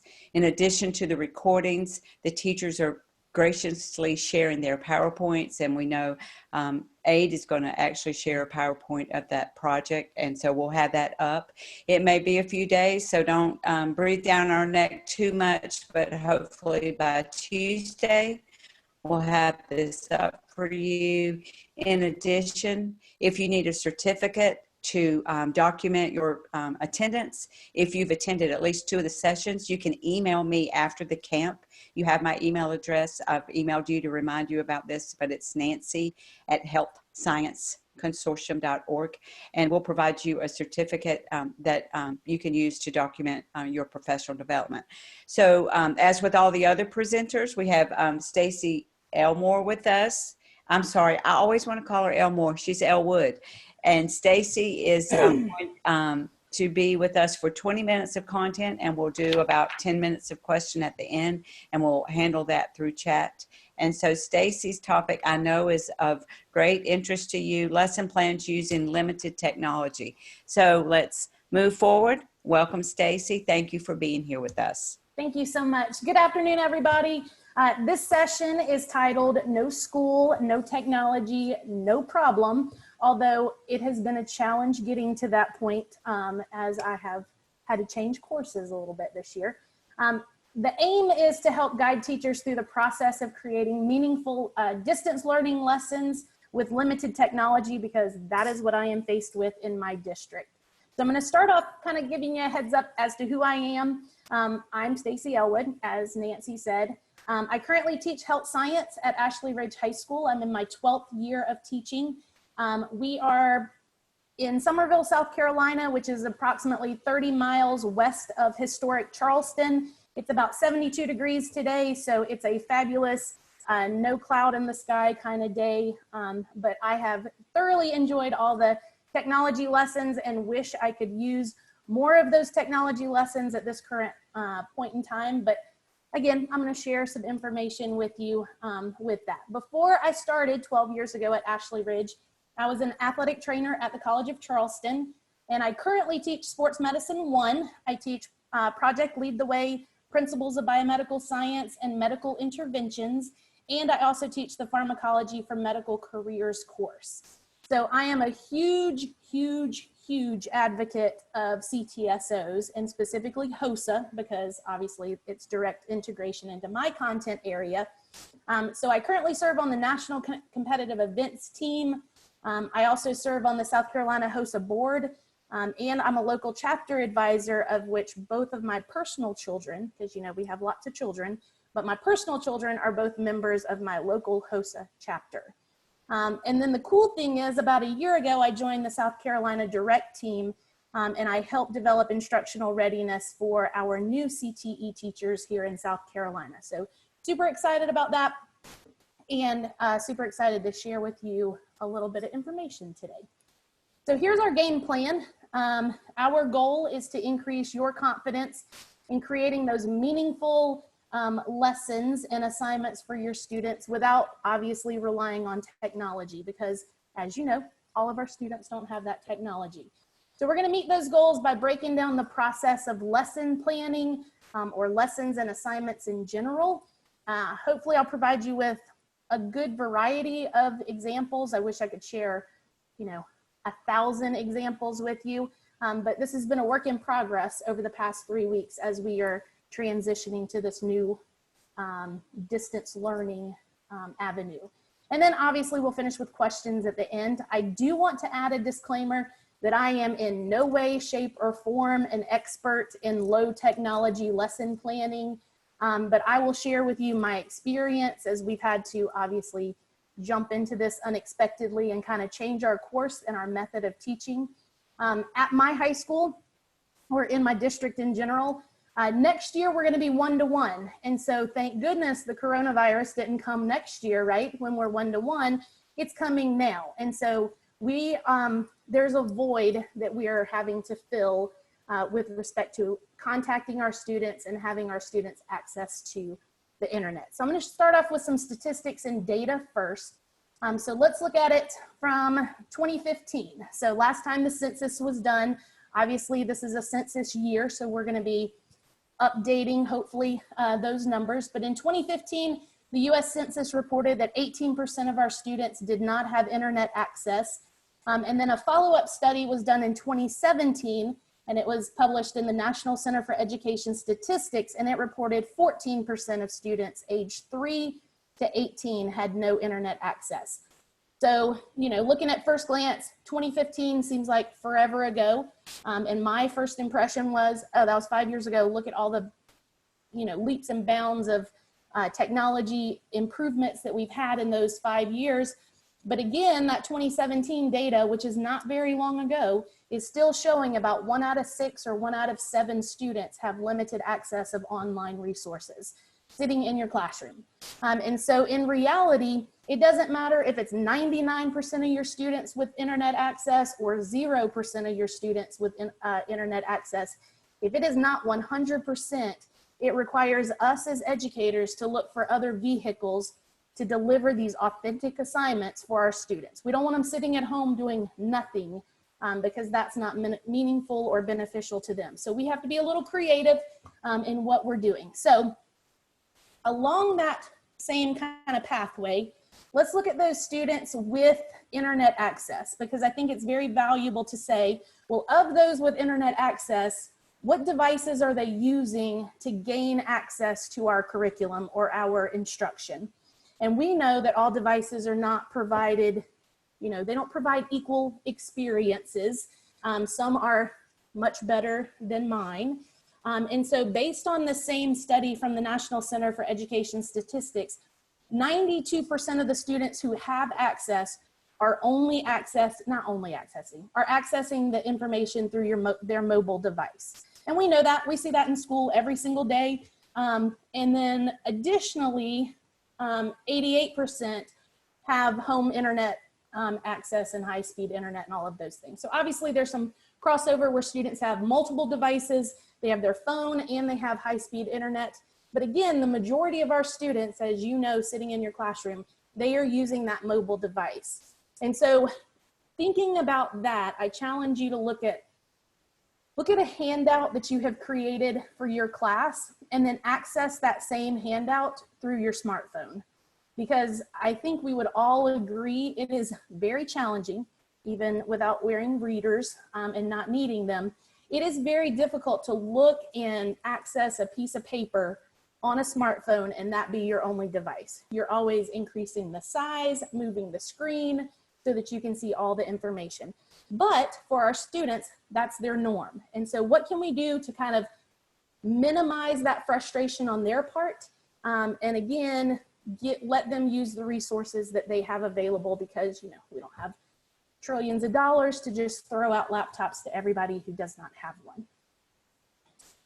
So great, that's all fine and dandy, right? But what specifically can we do as educators to enhance our students' learning, you know, and avoid that disparity that's present due to that internet access or that device access issue? So I will also add at this time that we have handed out 2 packets, hard packets. Obviously, we don't have a one-to-one technology in my district. And so we planned for 20%, right? Because based on data, 20% of our students don't have the internet. And so we provided hard copies for 20% of our students. In reality, about 70% of our students showed up to get those hard copies. So we were hard copying, printing like we were crazy all day. And the reason for that is because we are not one-to-one and our students are not used to using that in class on a daily basis. So they want that comfort level. They want what they're used to. So those students who have utilized technology in the classroom every single day, they're fine using technology now that we're on the coronation. But those that did not, they wanted that hard copy, because again, it's all about comfort for them and what are they used to. So let's look at this. So as an important thing, I think we also need to look at or remember that with technology, it's a vehicle, right? It's not the driver. we as educators are still the driver of the education. We are still responsible for making sure that we provide our students with the resources that they need, or that we're in charge of the content that they're going to cover. So we're going to break down the process, super basic process, and you're going to be like, well, that's super easy. And hopefully, as we get into the examples, you'll be able to apply those into your specific content area. So step number one, super easy. We got to align it with our standards, right? That's across the board, whether we're in the classroom or not in the classroom. Our standards have to be the basis for everything that we do. So I've listed on the screen the South Carolina CTE standard link. Obviously, if you're in another state besides South Carolina, you know how to reach your Department of Education and where your standards are for your specific content area. And I would say as like a step 1.5, when we're looking at our standards, look at the skills or the knowledge that our students have to have for that next class. So if we're in Health Science 1, what is it that the students have to have a solid foundation of in order to move to Health Science 2? Same thing for Sports Med 1 to Sports Med 2, Culinary 1 to Culinary 2, Cosmetology 1 to Cosmetology 2. So that is where I would start. Number one, the standards, and then look at big picture, like what do these kids really need to know and have a solid foundation of as they move forward. So I have chosen to show you Sports Medicine 1 standard at the bottom ribbon of the slide. Standard 1, academic foundation, identify the major bones and muscle groups of the body. And so that's what we're going to use as we move through kind of step 3 and 4 in just a second. All right, we all love Bloom's. We love him to death. So step 2 of the process is determining what you want your students to know and do. So nothing is different from what you have done in the classroom so far. So my example is I want the students to know the name and location of the major bones of the body.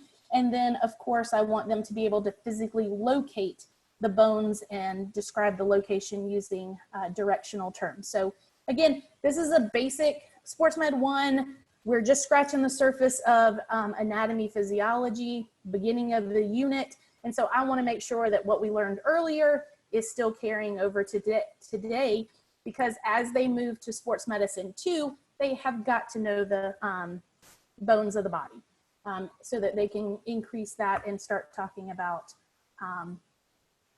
injuries and evaluation of injuries.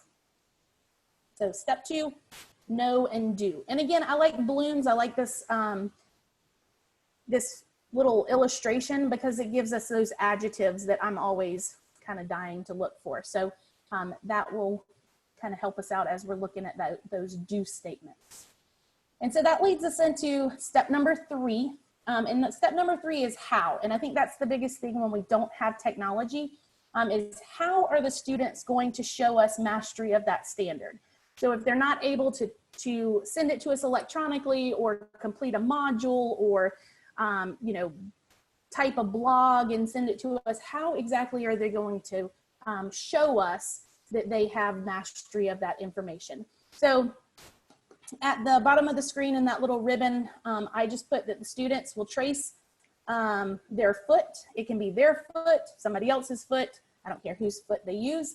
And again, that's free resources. If they don't have a piece of paper, draw it in the dirt. I don't care what you do to it, as long as you're practicing those skills that I need you to know as you move on. So trace your foot, use directional terms to explain the location of each bone of the foot, if that's the part that we're focused on for this point in time.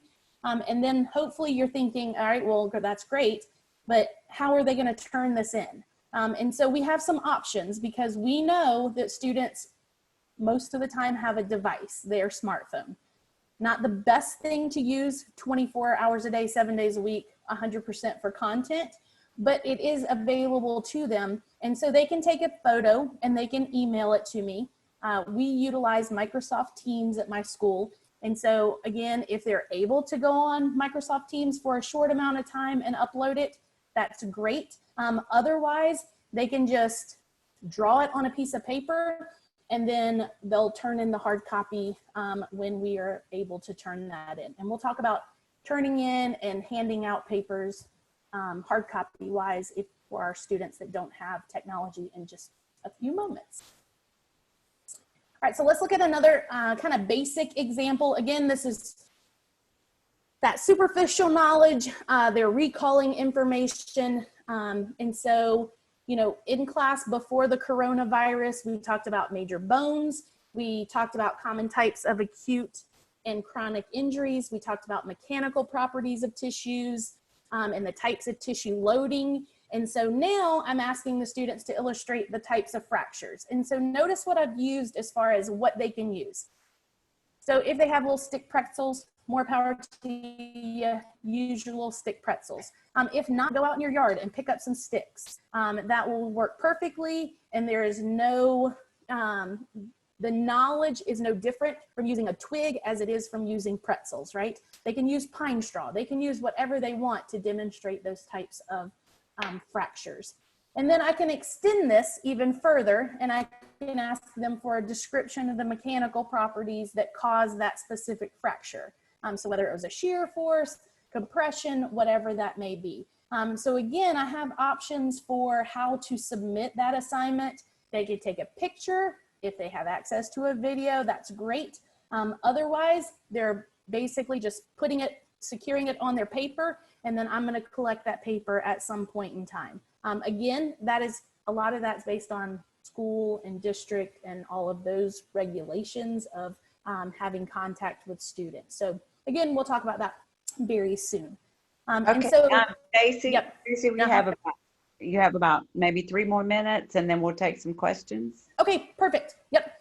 All right, so let's look at kind of distance learning, big picture kind of, I think when we're looking at distance learning, so that we don't have to have an assignment every single day for a month, let's say for the month of April, we can look at big picture, we can look at real world, and we can, again, start thinking about scenarios, which CTE teachers are phenomenal with, because they're always, that's real life for us. And so just think back to when you were working in industry, whether it was earlier today or 5 months ago or 5 years ago or 15 years ago, think about an example, and then that can lead your students down the pathway of putting all of this information together. Again, projects, problem-based learning, project-based learning, as Aid talked about earlier, so glad that that tie-in came in with that. So let's look at some examples, because we're short on time.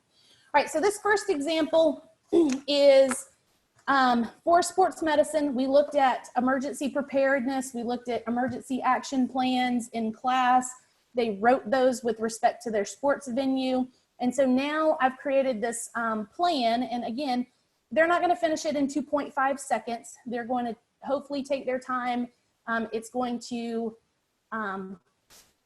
hopefully enhance or at least try to practice their 21st century skills as they do that. It's going to talk about communication, so we like that. It's practical, obviously. Hopefully it'll save their family in the event of any natural disaster. I like it because it brings the CTSO in, specifically the CERT event for HSEA, so I like that. They can research using available resources that they have, if they took notes on preparedness, if they have their textbook, which they may or may not have.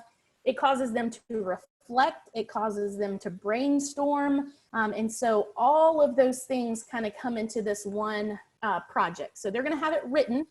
We can have their parent or guardian or family member sign off on it saying, yep, I saw that, they communicated this plan with me, and so that would be a great real life problem-based learning on a short scale or a small scale that we can look at. So let's look at a couple others.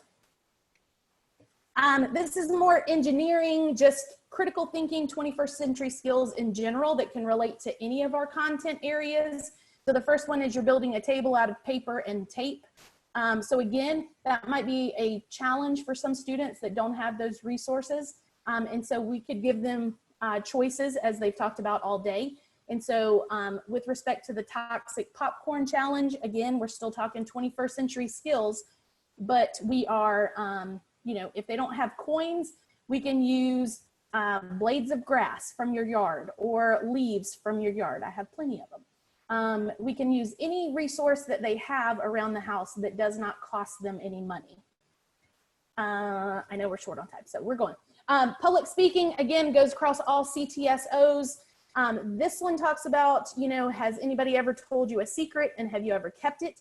We can talk about HIPAA, we can talk about FERPA, we can talk about, you know, all of the ethical and moral basis for keeping secrets or not keeping secrets. And so again, it requires them to do a speech in front of people. So obviously you wouldn't want to do a speech in front of 10 people because that would go against our coronavirus regulations or guidelines.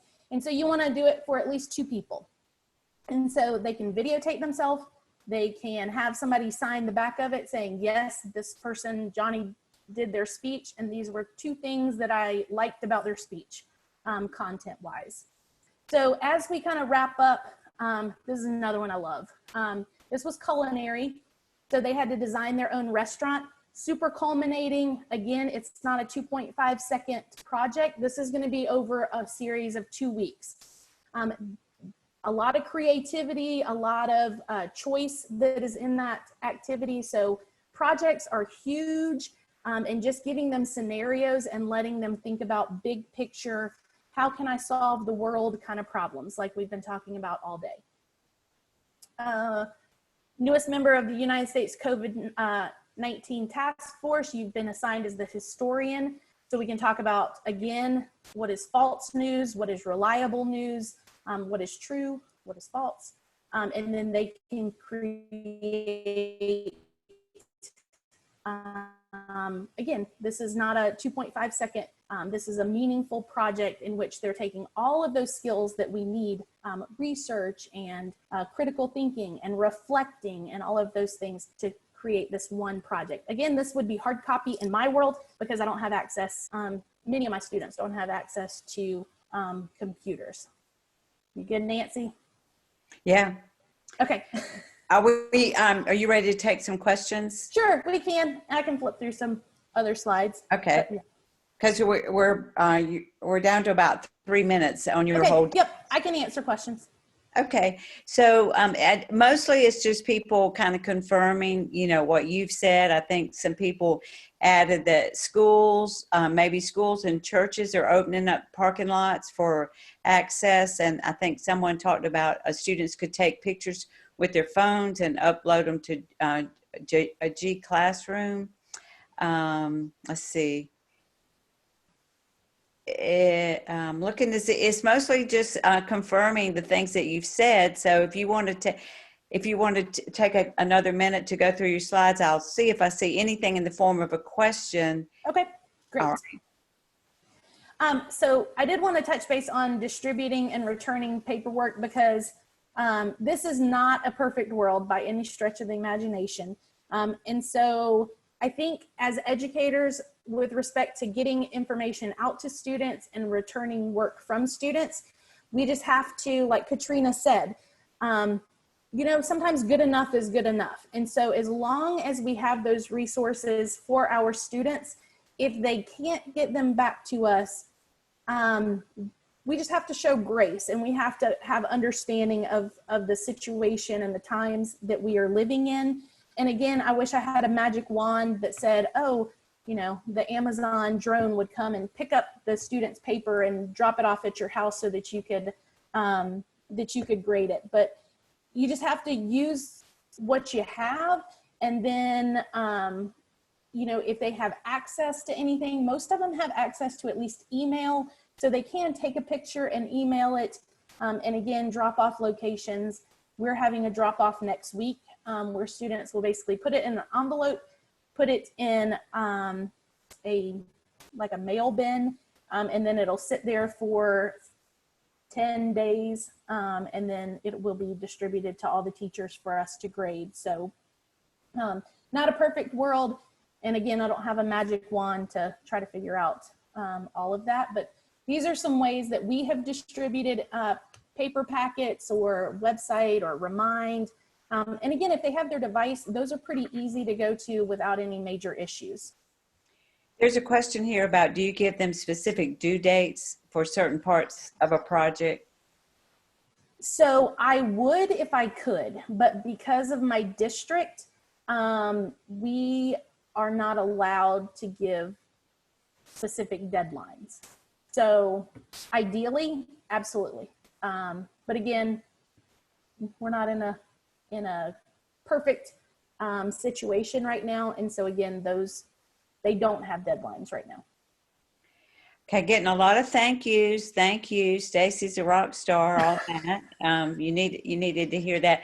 And also a special thank you from a culinary arts teacher saying this was, she appreciated you bringing in some other content areas like you did. And it was perfect for, I think she said, a Pro Start competition. So Yay. we're all clapping for you, Stacy. And honestly, we know that we get confused sometimes because we live in areas where we are so blessed, and our students do each have a device and internet, and we know, we just need to think a little deeper than that, it's really not like that everywhere. So we understand you don't have a magic wand, but we sure do appreciate what you shared with us this morning. And now it's afternoon, right? It's not quite afternoon for our upcoming presenter. Thank you, Stacy. We appreciate that. Thank you so much. Thanks, y'all. And so we'll move into our last presenter of the day, Maggie Cox, and it's 11 o'clock in her world. She's in the Pacific time zone. She's in Nevada.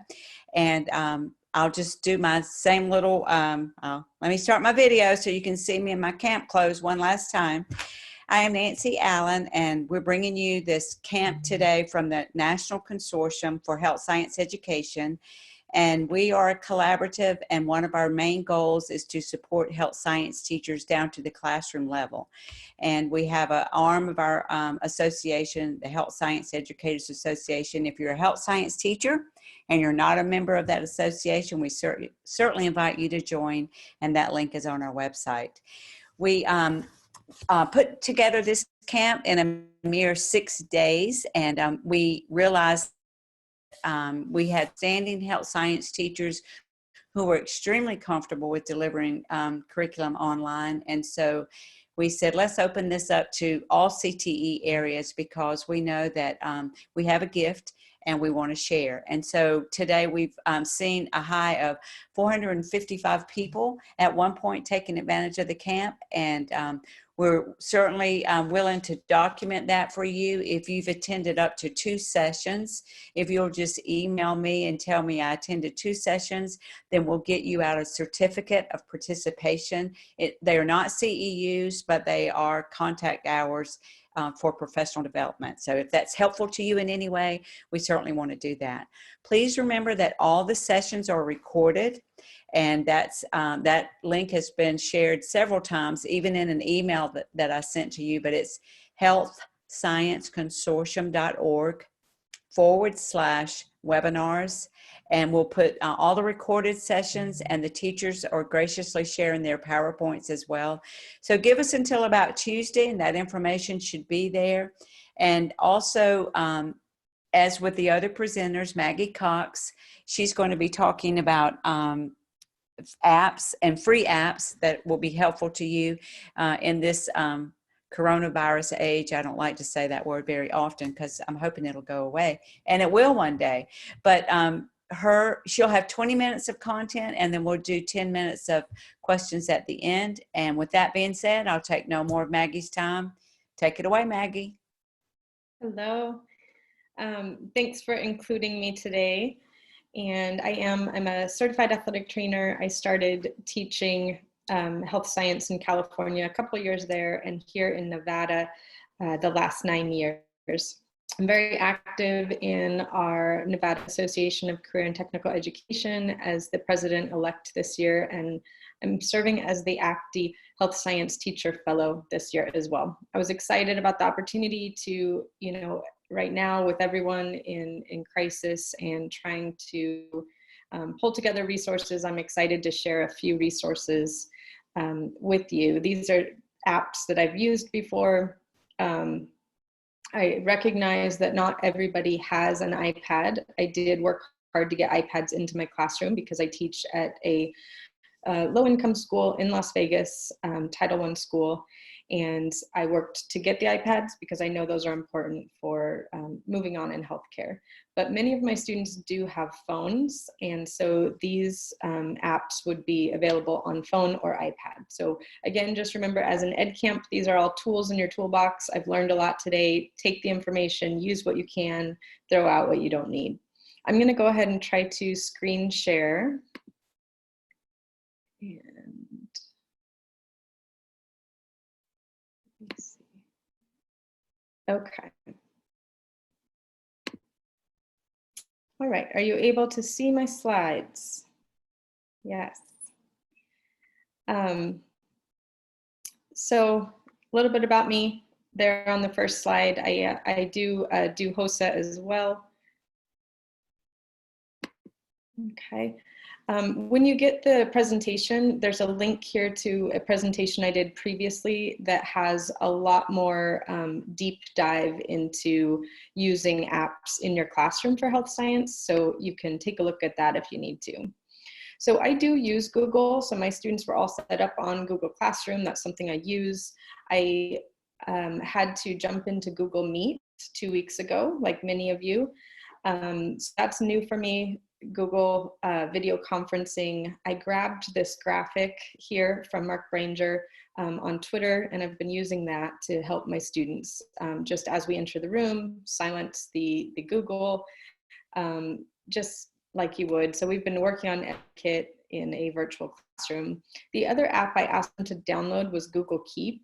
Google Keep will allow students to take photos or make like lists and things. So that can be helpful. They can take a photo, send it directly to their drive. So again, that's only iPhone and iPad, but that does allow them, if they are doing a worksheet or they took notes and they need to get it to you, that's a way they could get it to you quickly. So I would suggest checking out that one if you haven't. We just had a great introduction by Ms. Gonzalez and Ms. Elwood talking about project-based learning. Design thinking happens to be one of my favorite topics.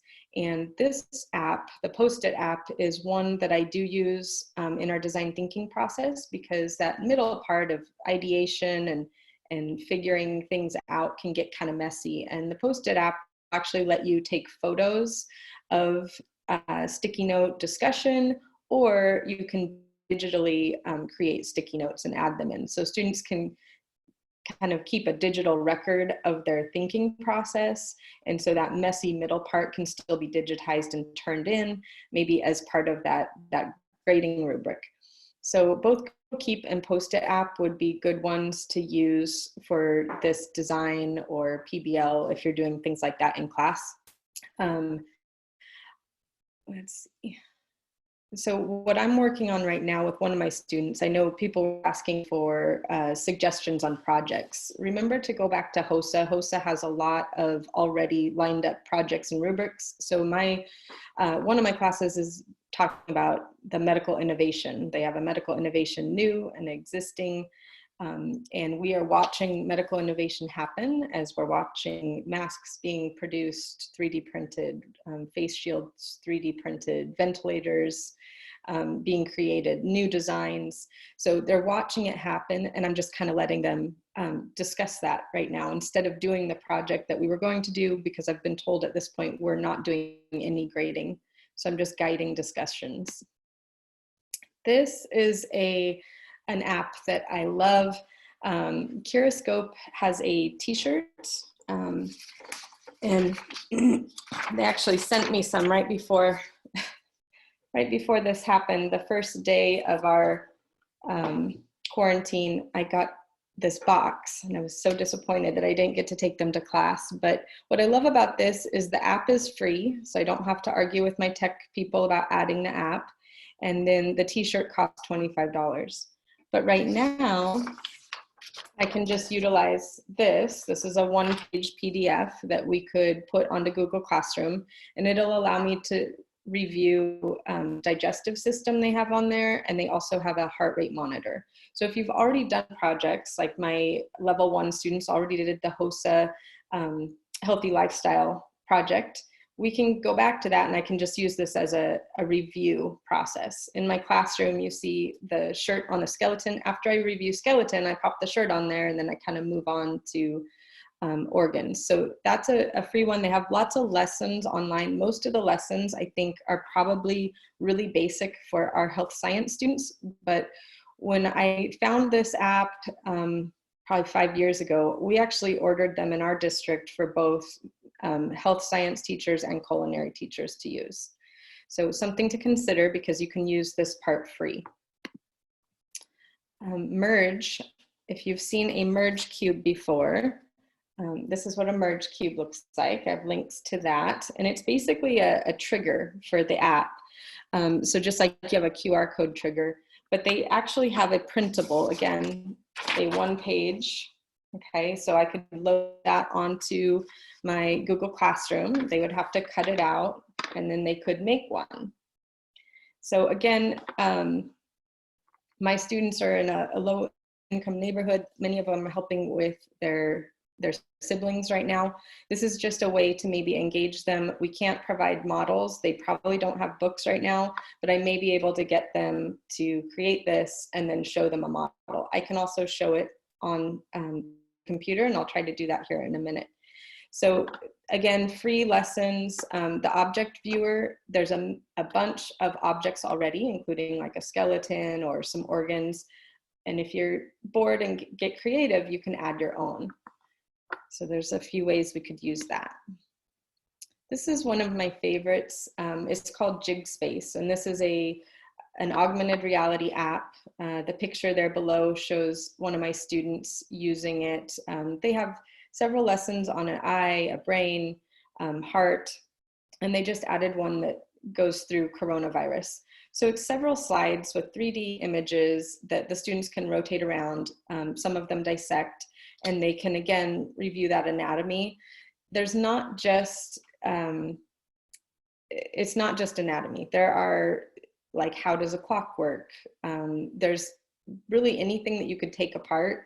They've got the lunar modules, you know, some of the spacecrafts and things like that. So depending on your topic, I would explore this. These are all free. Again, if you're bored as a teacher, you can create them. So you could create a jig, and it's kind of like a mini lesson. In class, I just use these as openings or closings to try to trigger some discussion.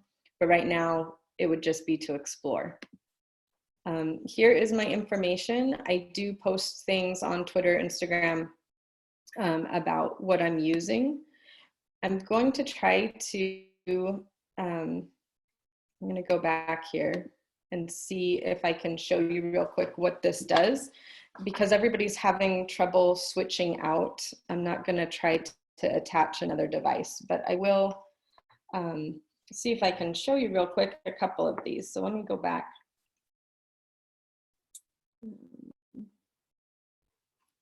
Okay, so you can see the Post-it app, maybe.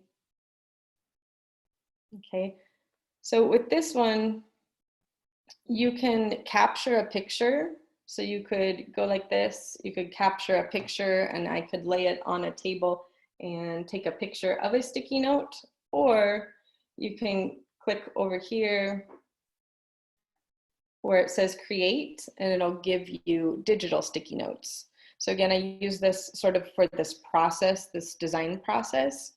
So that's one you could do. Curoscope, let me get out. Okay, so I'm just gonna use the free trigger so that you know that it works. Okay, just the free version.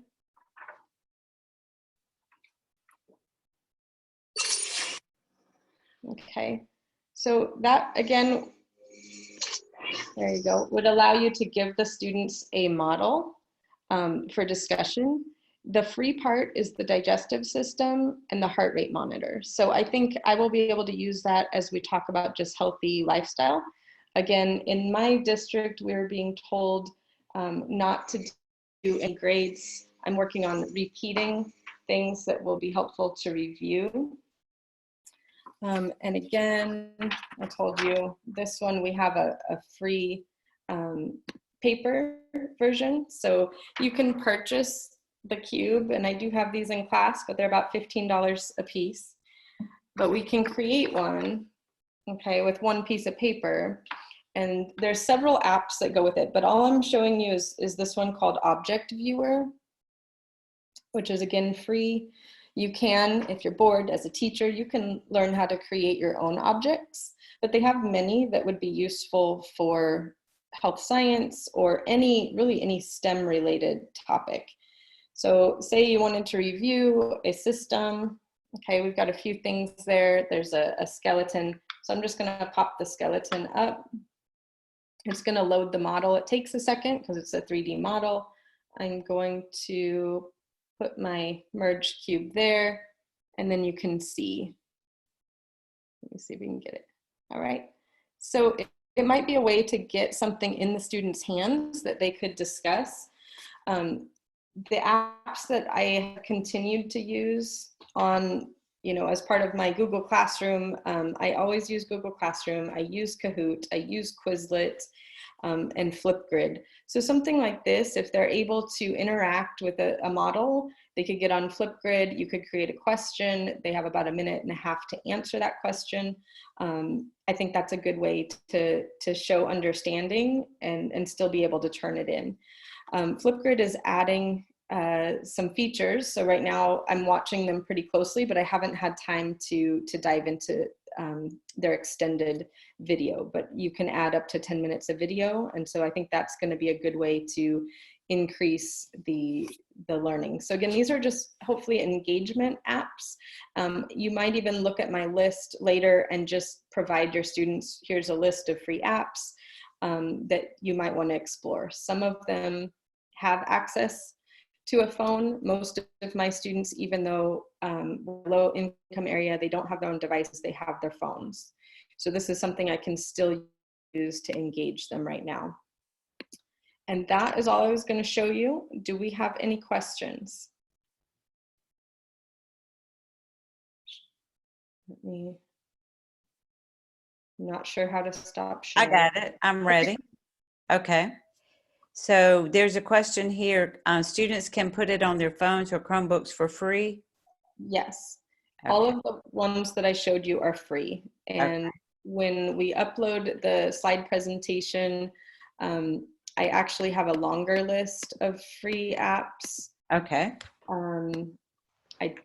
With the 30-minute time frame, I just wanted to throw a few things out there. But in this first slide, this is actually a longer presentation I did about how to use multiple apps.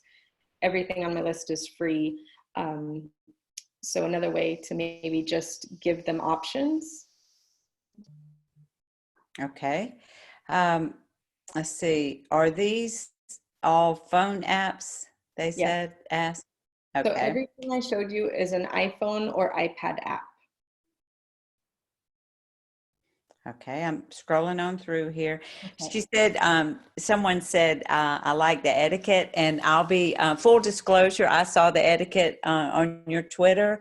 And so I went and kind of created one for the consortium because we do Wednesday webinars a couple of times a month.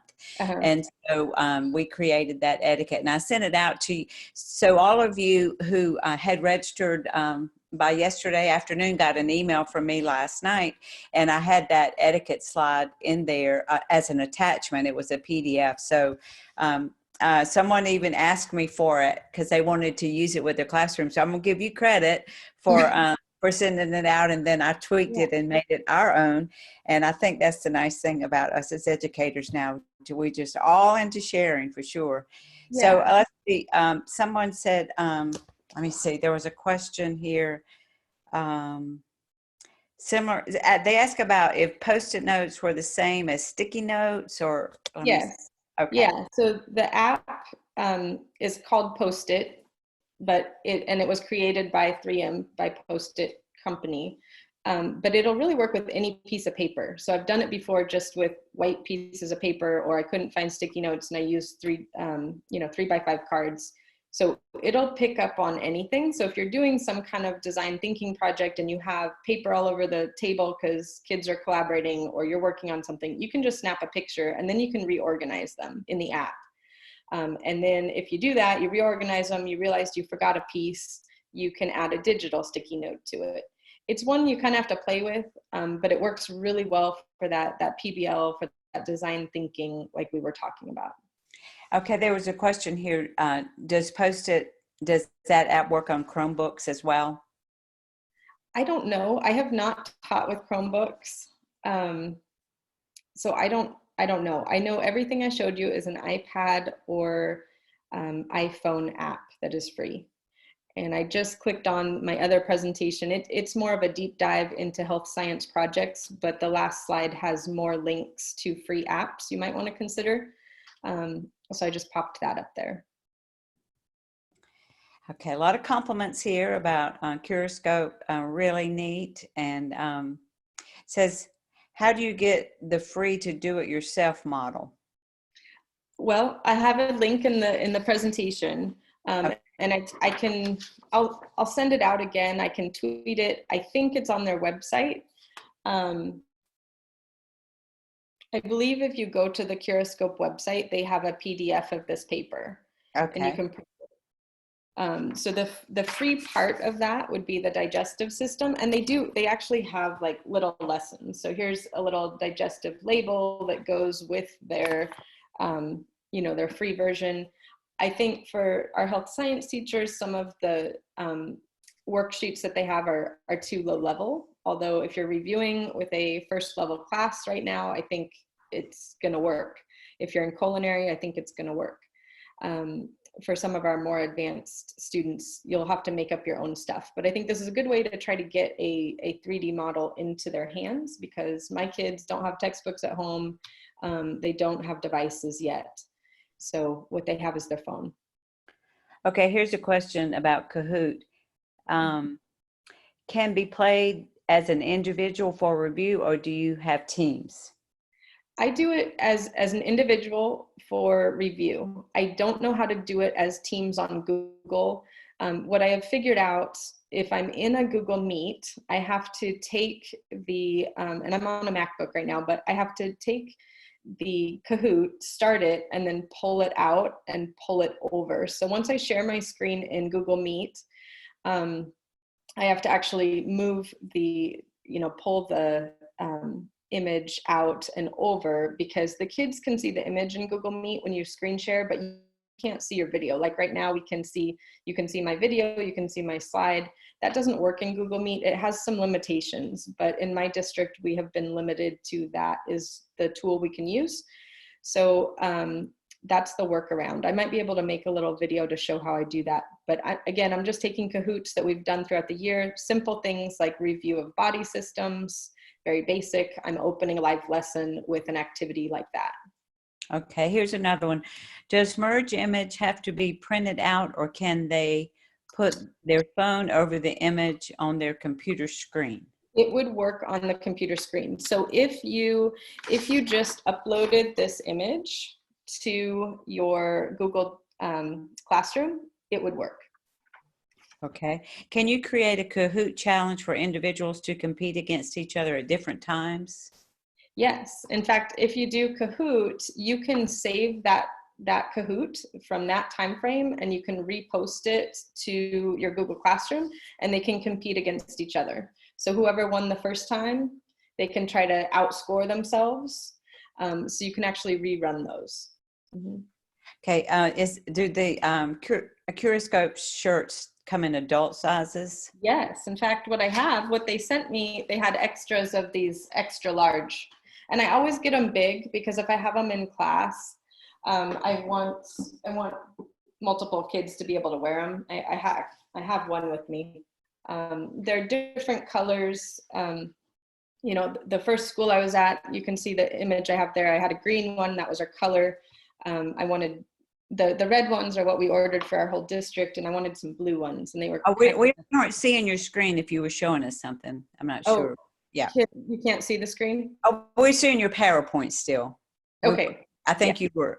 So if if there's things you want to show us. Are the apps for use on Android devices as well? Yes. So the ones I showed on this slide were all either iPad, iPhone, and I know like JigSpace works on Android. The Post-it works on Android. Curoscope, yep, Merge, Android. Those all work on Android. Okay, good. Okay, so I have a question here about would the presenters be sharing their contact information yet? We'll put yes. I'm saying yes for them until they tell me no. So I think we're just in a world of taking care of each other, and a lot of us, really all of us on this, the camp counselors we call ourselves, we're all health professionals, so that's kind of the way we're built, right? We're just built for helping people. So I'm speaking for them that we'll have their contact information there. How we're going to pay them, I don't know, but we sure do appreciate their willingness. I'm scrolling through the messages here, and mostly what I'm just seeing are a big thank you to all of you who were willing to put this camp together and pull it off. Someone did say they didn't think that the Post-it worked for Chromebook. That was an earlier question that you weren't sure about, Maggie. Yeah, I have not used Chromebooks. I just bought my son one. I'm going to have to dive into that too. Okay. Well, you have a little bit of time, nowhere to go, right?